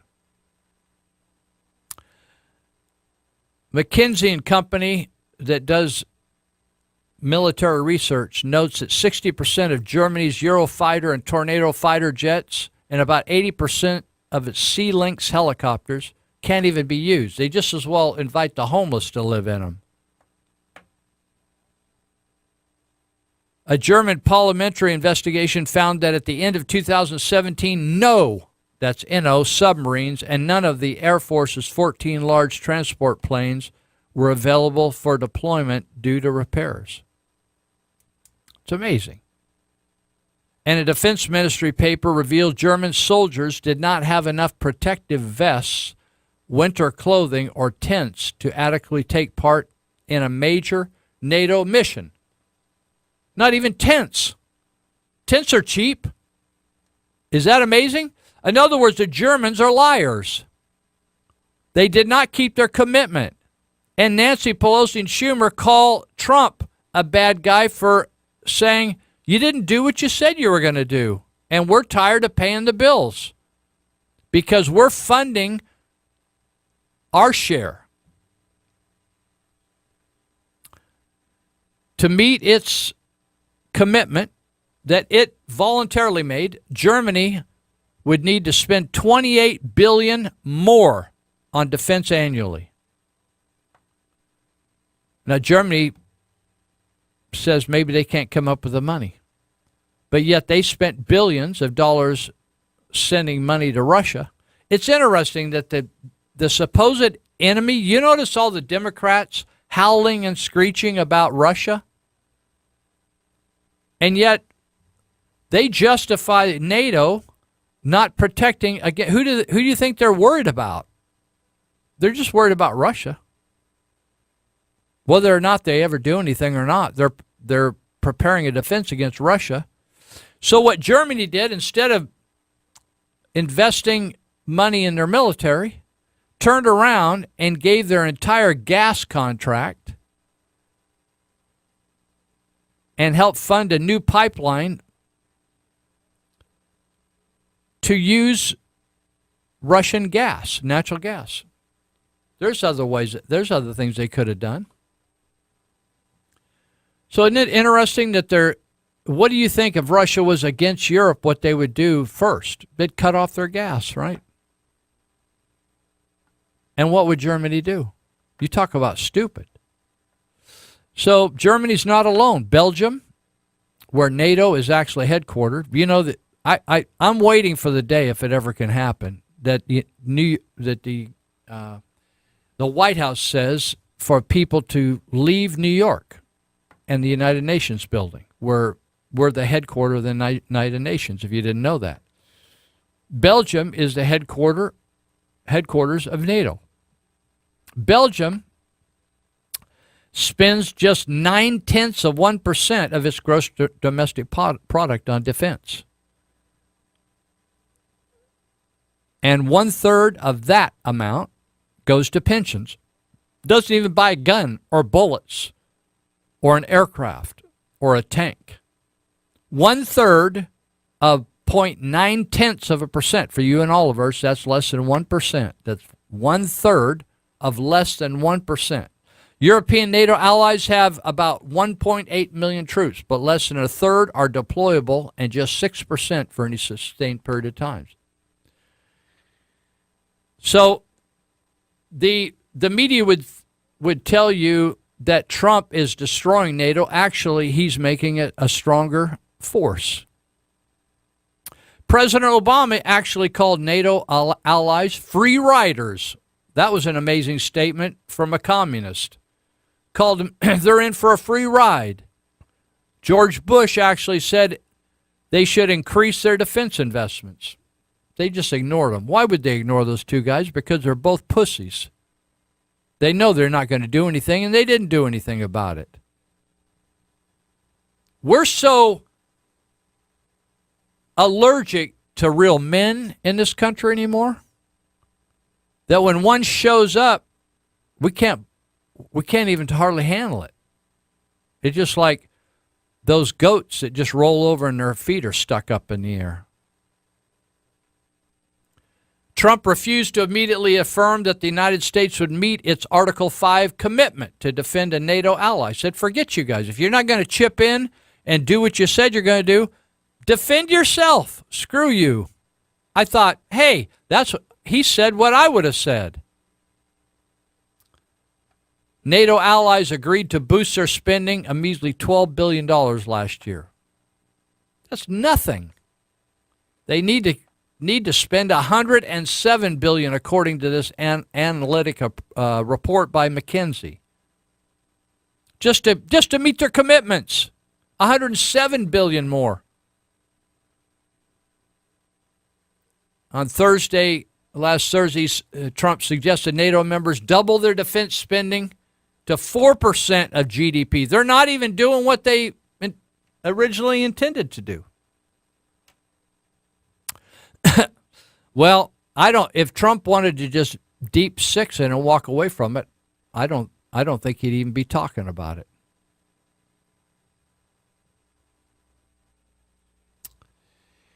Well, I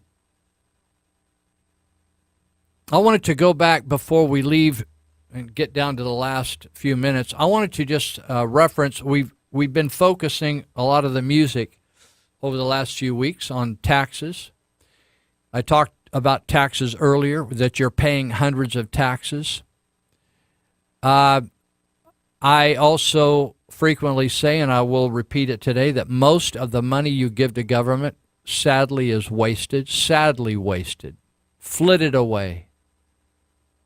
I think I mentioned a few weeks ago my brother used to work for the federal government and used to actually paint submarines that came in to be rehabbed at Merrill Island Shipyard, which is now closed. Would tell me horror stories of buildings that were painted by contractors and torn down the next year. Stupid stuff. Absolutely stupid, wasteful stuff. Our tax dollars. Overpaying. Triple paying. Just get, payoffs. I had a Caltrans friend tell me, recent retiree from Caltrans, he was in charge of purchasing or supplies, handling the supplies, delving out the supplies to various agencies of Caltrans. We have our Caltrans District 3. You see, it's the big building in the center of Marysville. Every time I'm downtown, there's people walking around town with their Caltrans tags around their neck, office workers walking around drinking lattes. I thought, $150,000 a year, not bad. Yeah. Our taxes are being wasted. But when you talk to a bureaucrat, they say, yeah, we're counting every nickel. We're working our fingers to the bone. Most offices, if you call on Fridays, you can't even find a worker. Most offices, you call and leave a message, you will not get a call back for days, if you ever get a call back. I've had some never even call me back. So why should we pay more? Why should we pay another cent sales tax? Why don't we pay less? Like we're paying now in Marysville 8.5 cents, right? On every dollar. You have to give an additional 8.5% to the government just to go out and buy yourself $1 worth of stuff. You got to give 8.5%. So Yuba County now wants to do that. Yuba City's talking about doing it. Sutter County's talking about it. Everybody up and down the state is talking to it. Why are they doing that? They say, oh, well, we need money for public safety. No, what they need money for is to pay that pension program. And they use public safety because they know they're not going to get anybody to get on board raising taxes to pay for pensions because the damn pensions are too much, unreasonable, they're too high, too long, and guaranteed pensions are stupid. Nobody in the private sector gets a guaranteed pension. Whatever you save, that's what you get. To guarantee a benefit for the rest of their days is unreasonable. Most people, other than government employees who believe they're entitled to it because somebody, when they started, said, that's what you're going to get, God bless you and all that stuff. And so they don't care whether Jesus comes. They still want their pension after he comes and leaves. It's ridiculous. And so to pay, there was a guy on a Plumas Lake Facebook site who is a numbers cruncher and just said, you guys are full of crap. Your problem isn't public safety. Your problem is CalPERS, the California Public Employment Retirement Fund. That's your problem. And it's just like, all budgets pretty much have a large, there's some monies that are mandated by the government to go a certain place, but general fund monies are what they call fungible. Fungible, look it up. Fungible. That means it could be used for lots of different stuff. It can be moved around. So it's amazing how they find, if you ever wonder, we're broke. And then all of a sudden they say, oh, we're going to do this. You think, I thought we're broke. They say, oh, no, we had this fund over here. Oh, Isn't that amazing how when you really wanted something, it's just like you come up with it? It's just like in the city of Marysville, I was listening to Marty Brown. She got all mad at me about it. I just listened to her talk to Bob Fischetti on his show. And he was talking about, oh, what are you going to do? What's your plans for the city to improve the city? Do this, do that, do the other thing. And she said, well, we're going to, we want to work on the roads. We want to improve the parks. We just want to, we just want to make the place a better place. What else would she say? And he said, oh, well, how are we going to fund that and all that? She said, well, maybe we could use some of this 1% sales tax money and upgrade the parks. To me, that's a fine statement. The problem is that before she got here, the city council said that's not what we were going to do with that money, but that money was going to go for police and fire. It's not the end of the world. And I happened to write in an article, and she got all pissed off. She got her like little G-string in a bundle, and it's not my fault. She said it. She's not a bad person for saying it. She was just giving her opinion, and she didn't know the whole history to the 1% sales tax maybe. I happen to. I pay attention.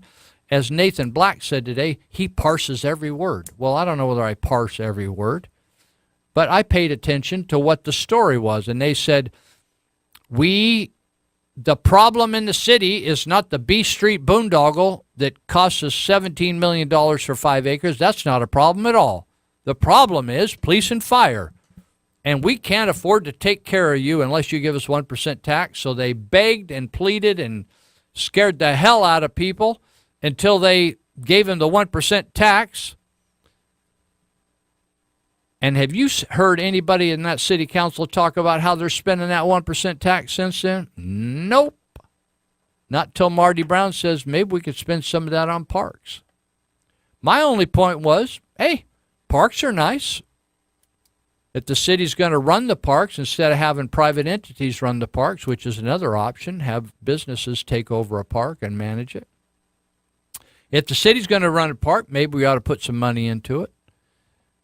But my only point was that particular fund, I'm just saying that monies in the general fund are fungible. That means they can be moved from parks to police, from police to parks. Or even build a little potty in the park, which Dale Whitmore wants to put a little place to take a potty in each park. Right? It's just fungible. I'm just saying that you're sold a bill of goods. It's called, something? I was in the car business for a while. And I learned a phrase in the car business. It's called bait and switch. I thought, what is bait and switch? What is that anyway? So that's when they go on, you hear that guy talking on the radio, and he's rattling off this car, and he rattles off 45,000 numbers. You can't even hear it. I don't even know why they do that, but I guess they have to do that. Anyway, they show a car, and it's like half of what you think it should be worth. And they think, I'm going to go get that car. And you run down there, and they say, darn, we sold that one. That's the only one we had of that one. But we have this one over here. It's called bait and switch. It's illegal in the car business to do that. Isn't it amazing how many things in the private sector are totally illegal? Do you remember Charles Ponzi, Ponzi? Look it up on Wikipedia. It's a very interesting deal. Charles Ponzi, got a whole technique of how to rip people off named after him called a Ponzi scheme. That Ponzi scheme now is being used with your Social Security money. Does anybody go into jail in Washington, D.C.? In other words, there's no Social Security fund, even though politicians claim there is one. So what happens is the Social Security, by the way, I'm collecting Social Security because the big kahuna out here doesn't think I'm worth a check. I don't mean that harmfully. I like the guy out here. I'm just kidding him. But I'm on Social Security. But the money that I put into Social Security, it was spent for something else. That's what Charles Ponzi did. He took people's investments today and gave it to other people ahead of me. Instead of me putting my money aside and it earning interest or investments and then being saved for me and given back to me when I retired, that's what a fund looks like. But instead, the first people in the game, called Social Security, got money from people that were following them up. Well, back in the day, there were 10 or 12 people paying in and one person retiring for every one person retiring. Now there's like one person paying in and a bunch of people retiring, right? It's a Ponzi scheme. Do you think anybody's going to jail? No, Charles Ponzi went to jail because he was guaranteeing these great rewards off your investment, but he wasn't making any money at it. He just was dependent on getting more and more investors chipping in. So that's why the government is always wanting to get more and more people paying in, because they done spent the money for something else, right? It's called the money's being fungible. They move it around. Even when they say, even if they got a 2/3 vote of the populace that said these 1% dollars, $4 million has to go to law enforcement. Okay, fine. Well, there's other monies that are also going to law enforcement from the general fund, and they can just say, well, because we're getting so much money for this 1% that has to go there, this money does not have to go, so we're going to pull that out. You got me? This thing is just as deceptive as can be. And my goodness, if you say that Robert Bendorf or the leaders of the county are being deceptive, no. That people will just absolutely wet their little depends. How dare you? It's just like somebody trying to explain in a meeting for their corporation how to be sensitive and not be racist, and they explain that how inappropriate using the N-word is. The very fact that they're white and male using the N-word, they have to surrender their business. So the $1 million, I call them the $1 million team. You know something? It's amazing to me. We will say about welfare recipients how they're mooching from the government. And my parents would be ashamed if they had to collect welfare. It was just a different group of people back then, right? Today, it's like, oh yeah, we're cash, hit all these funds. They're experts at it. But yet you try to bring up the old Diamond Dean price of getting $330,000 and like, dude, couldn't you afford your own $300 gym member? Hey, this is a wellness program. It's a part of my agreement. It's a part of our agreement. Like they want us to be well. It's just like, what happened with showing up where you're supposed to be well? That's just a part of the agreement to show up. You're just supposed to be well. Well, okay. We got a break, and then we're going to come right back, and we're going to give you 30 minutes more, the best we can do.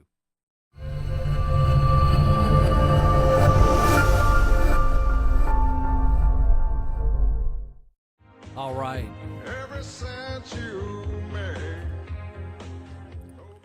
You ever lost anything? Well, it's so frustrating. So I got out here today, and I couldn't find my cell phone. And Santos says, we should pray, because every time he says, I pray, we can find it. So we did.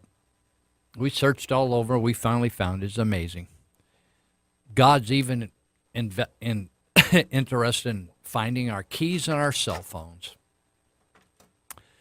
Well, it's interesting. I saw in the Appeal Democrat how they were just lauding, Lauding, lauding, congratulating, giving an attaboy, attagirl to the people of Yuba and Sutter who were compassionate and caring about the starving children.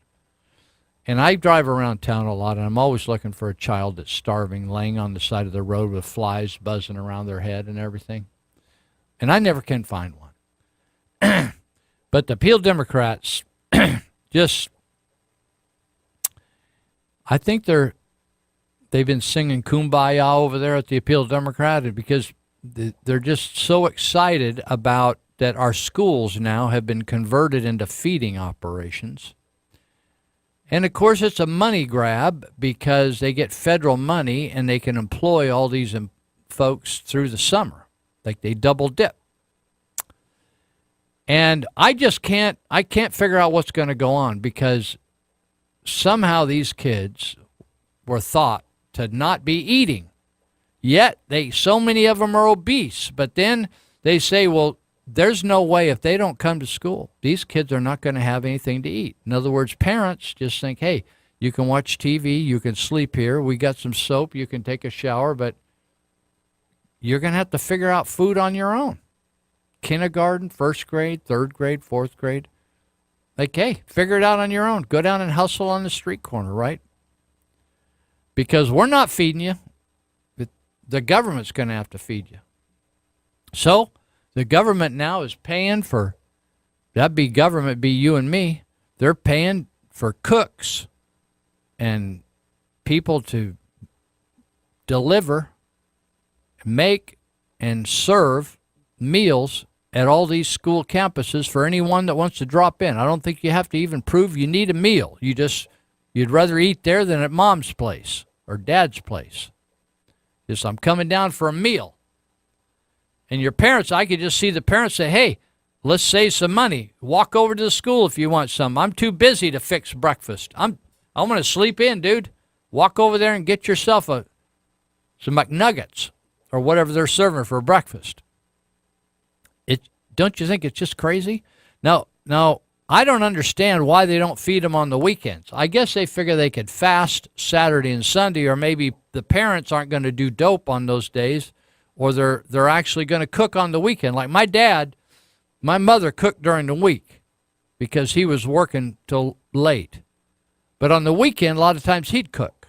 So maybe the parents have more time to cook on the weekend, but they weren't able to throw together a tuna sandwich, which is my favorite, during the week. Or a little something to drink and some cereal. It's just like people today just don't have the ability to pull that off. So you just have to send them over to the school.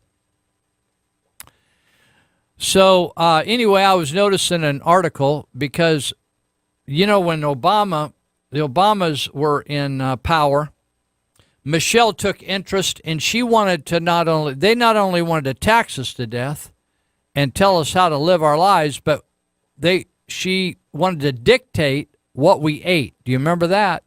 And you remember how those high school kids, those big old guys that are trying to beef up and wrestle and play football, Twiggy couldn't have got full on those lunches that Michelle Obama was kicking down, and the plates of the food, the photos of the plates of the food look sick. I don't think the Obamas ate like that. So one of the things they removed, I remember, from the high school lunches or from lunches was chocolate milk. Do you remember that? Do you remember them talking about chocolate milk? Well, this is what I just can't. On one page of the paper it says we're fat, and on another page we're food insecure. I just can't keep it all together. So now I read this article, chocolate milk may be better than sports drinks for exercise recovery. Now, I've always liked chocolate milk. I don't drink a lot of milk because I'm nervous about asthma and stuff because I had problems when I was a kid. So I'd go light on I don't buy milk. But I'm telling you, a glass of cold chocolate milk's hard to beat, right? I'm telling you, that's that comfort food. Like meatloaf, potatoes, comfort food, man. You could coast on meatloaf and potatoes for a couple days, not get hungry again. Man, whenever I see any meatloaf slinging, I put some. My mother, come on, man. We eat poor people food. You didn't even know what was in that meatloaf. It's just like you put that ketchup on there and hot sauce, and oh my goodness, mashed potatoes and gravy. Come on, man. That's why people are having such mental illness. They don't eat comfort food no more. Well, chocolate milk was comfort food. And this is Reuters. It says athletes who drink chocolate milk during exercise or after a hard workout may recover just as quickly as they would with sports drinks, a research review suggests. What people eat and drink during intense exercise and afterward can impact how well their muscles recover and how rapidly their body replaces fluids and electrolytes lost during the workout, etc. Makes sense, doesn't it? But why chocolate milk? Because Michelle Obama, who is like the most smartest first woman we've ever had, said, let's purge chocolate milk right out of there. It's like, that, you know. I remember we used to have breaks. I don't even know what they called it, but we had a break in the middle of the morning when I went to Marysville High School, and we'd go in and we'd buy it ourselves. It was a miracle. We had money back then. You just go in and you'd buy yourself a pint or a half pint, those little cartons of milk, and I'd get myself a big old chocolate eclair, and that'd carry me to lunch. Oh my goodness. Is there anything better than a chocolate eclair and a big old cold milk? Come on, man. That's just like, send me right over. I'll just get you. That was better than smoking a blunt. You're just like, whoa, get euphoric and head back into the classroom and like get it on. Feel good, flirt and everything. Just have a good old time in the classroom. Now, took the fun right out of it. Can't even have them chocolate eclairs no more. I bet you can't even find a donut on campus anymore. They purged the donuts, purged chocolate milk.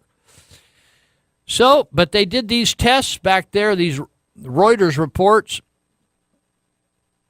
and said chocolate milk contains carbohydrates, proteins, fats, flavonoids, electrolytes, and some vitamins, which make this drink a good choice for recovery and athletes, said senior study author Dr.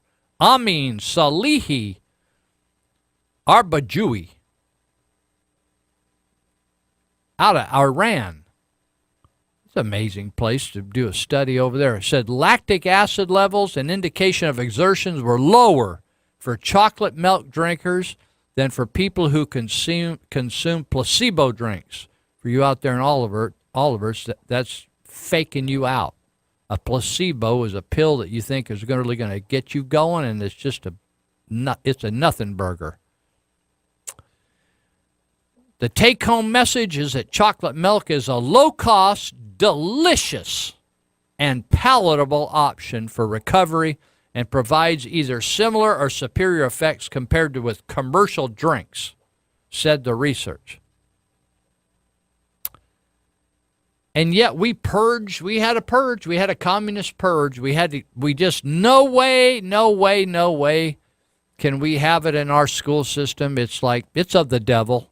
Chocolate milk is of the devil. It's got demons in it.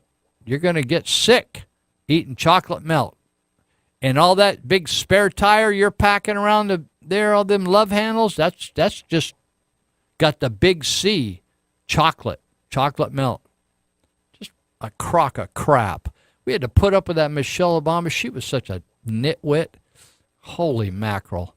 Why don't they just like have sex with their husband and hang out at the White House and have a good time? Just enjoy life. Well, we got a few minutes here. Let me do this because you know what I'm doing? When I get home today, I'm going to try to find this book. Said, Lou, find this book and reread it. It's a little teeny book on the Tappan brothers. And it's about during the 1800s and the fight to stop slavery. And there's a lot of people, sometimes you hear about people and you know people and things in history, but you don't know when everything tied together. Like Charles Finney, the evangelist, he also was an abolitionist. So he was during the time of the fight of slavery. And if you've ever heard of a college named Oberlin College, Oberlin in Ohio, that college initially was the first college set aside for just training black students. And it was created by abolitionists. And Charles Finney, I believe, was the first president of that college. Today, it's a disaster. It's really sad. Today, even though that college was the hallmark college of training black folks to the utmost of their ability in all kinds of trades or professions. Today, Oberlin College is notorious for its overemphasis on social justice politics. How sad is this? It's the alma mater of social justice icon Lena Dunham, who once published an art video that celebrated the extinction of white men. And here it was white men who started that college to help people that had been abused by slavery accomplish their dreams. Isn't that sad? These things are so sad. In 2015, Oberlin students accused their school of cultural appropriation over accuracy issues with certain cultural dishes that were offered at the dining hall. Maybe we shouldn't have chocolate milk because it's racist. Maybe that was behind Michelle Obama's problem in the first place. Like, in December 2017, a local business claimed that Oberlin administrators slandered them by calling them racist for prosecuting alleged shoplifters. Now, that's where we are right now. If somebody shoplifts, you're prejudiced against them. You just need to let them take it. In fact, I had somebody that told me the other day, my neighbor told me that at Harbor, that tool place down on Colusa Avenue, they said they just let people steal stuff. They go out the side door, and they just said, it costs more to prosecute them, and it's all this catch and release. Do you know that? Did you know this? You can steal stuff up to $950 in value, and it's a misdemeanor. You could do it once a day, right? Boom, boom, boom, boom, boom, boom, boom, and no problem. So it's like not even worth fussing with anymore. Just let people take stuff. Now Oberlin College is facing negative ratings from credit agencies. At the end of June, the bond buyer reported that Oberlin was facing financial issues as a result of people not wanting to go there anymore. Isn't that interesting? It's just like, hey, the college has lost its mind. At what point there's a college where that professor went nuts and got all violent down there? Was that in Missouri? Remember that? She went nuts, and they finally canned her, and there's a number of colleges that are all strutting their stuff, sticking their chest out, and saying stupid things and disrupting the campus. And what's happened is they're going broke, which I'm thrilled about, because people are choosing to say, I'm not gonna waste my money or time in going to that college and wasting my kids' future if they're going to get over there and there's going to be stupid stuff going on. But the sad thing is, whether you look at Harvard, Yale, Princeton, all those colleges were started by ministers to train leaders, religious leaders, to lead the people of the United States to be honorable, honest, virtuous people, and to create teachers, etc. And yet, all of them now mock God, mock Christians, mock fidelity in marriage, being faithful in marriage. It's just unbelievable. Unbelievable. So it's just kind of where we are today. I want to give a shout out again to the Yuba Sutter Constitutional Republicans. I wanted to encourage you to check out the Yuba Sutter Spotlight from 1 to 3 tomorrow. And also see how you can get involved. If you do not get involved, things will stay exactly the same. We need to organize. We need to organize against the tax increase locally. We need to organize to support President Trump. If you're a conservative, you need to be sending them attaboys off the email site at whitehouse.gov. And then just go up in the small corner and say you want to send a message to the president. Click on that. You can email right off that site. You need to pray for the president. There's a lot of pressure going on if you haven't noticed. He doesn't have much support in the media. Have you noticed? So if you'll go to get on the radio tomorrow and see where the Yuba Sutter Constitutional Republicans are meeting, and let's get ahead of steam and see if we can change some things around here, right? The second thing is I want you to go get a job or maybe use the services of Elite Universal Security. And if you can hear me up there in Chico or Redding. Oh, by the way, Ed, who I think it's Ed that turned me on to the Grange magazine, he's up there in Kelly Ridge looking over beautiful Lake Oroville. He reminded me, called in and said, this is what I like about it. This is why I can, if I get off track, people will get me back on track. Ed said that the Hammonds and the Bundys are not farmers. They're ranchers, and there's a big difference. I'm with you, Ed. I think I agree with the difference, and I agree that the Hammonds and the Bundys are ranchers. However, there are farmers that are being run off their land with the ranchers, Ed. But bottom line, I love you up there in Kelly Ridge for listening to us. And I don't know whether you were like our 16th or 17th listener, I think, up there. I wanted to also give a shout out before we finish today to my friend Dennis Holbert, who is been a firefighter, retired firefighter. He still is involved in the big tankers that drop the red stuff on the fires. Dennis helps me at Juvenile Hall each week, but for this is the 27th year he's put on a big concert up at Penn Valley at the big park up there, Western Gateway Park, called Praise in the Mountains. They have a whole bunch of bands. It's like the Battle of the Bands almost. You've been to it? Wicked Man's been to it. And a lot of the Juvenile Hall kids, they send them up there to help. And they go up there and enjoy the day. And they work and help. And they feed everybody. And they give away tons of stuff. They give away bicycles. They give away sometimes musical instruments, food, coupons for food, all kinds of stuff. 6 bands, free admission, food, concert, bounce houses, family fun through the whole day, hundreds of free prizes, $1,000 grand prize drawing. One drawing, $1,000. That's better than going to the casino. Here's the date, September 1st. I know this is a long ways away, but it's going to be here. You need to plan ahead. I think, is that Labor Day? That's what they call Labor Day, isn't it? Saturday, September 1st, 1 p.m. to 8 p.m., and they do the 1,000 grand prize drawing at 7:30 at night. It's the longest running free gospel concert maybe in the whole wide world. Okay? So, it says festival seating, bring your own lawn chair, gates open at 12:30. Just 10 minutes from Grass Valley. I think Penn Valley is probably 30 minutes from here, right? 30.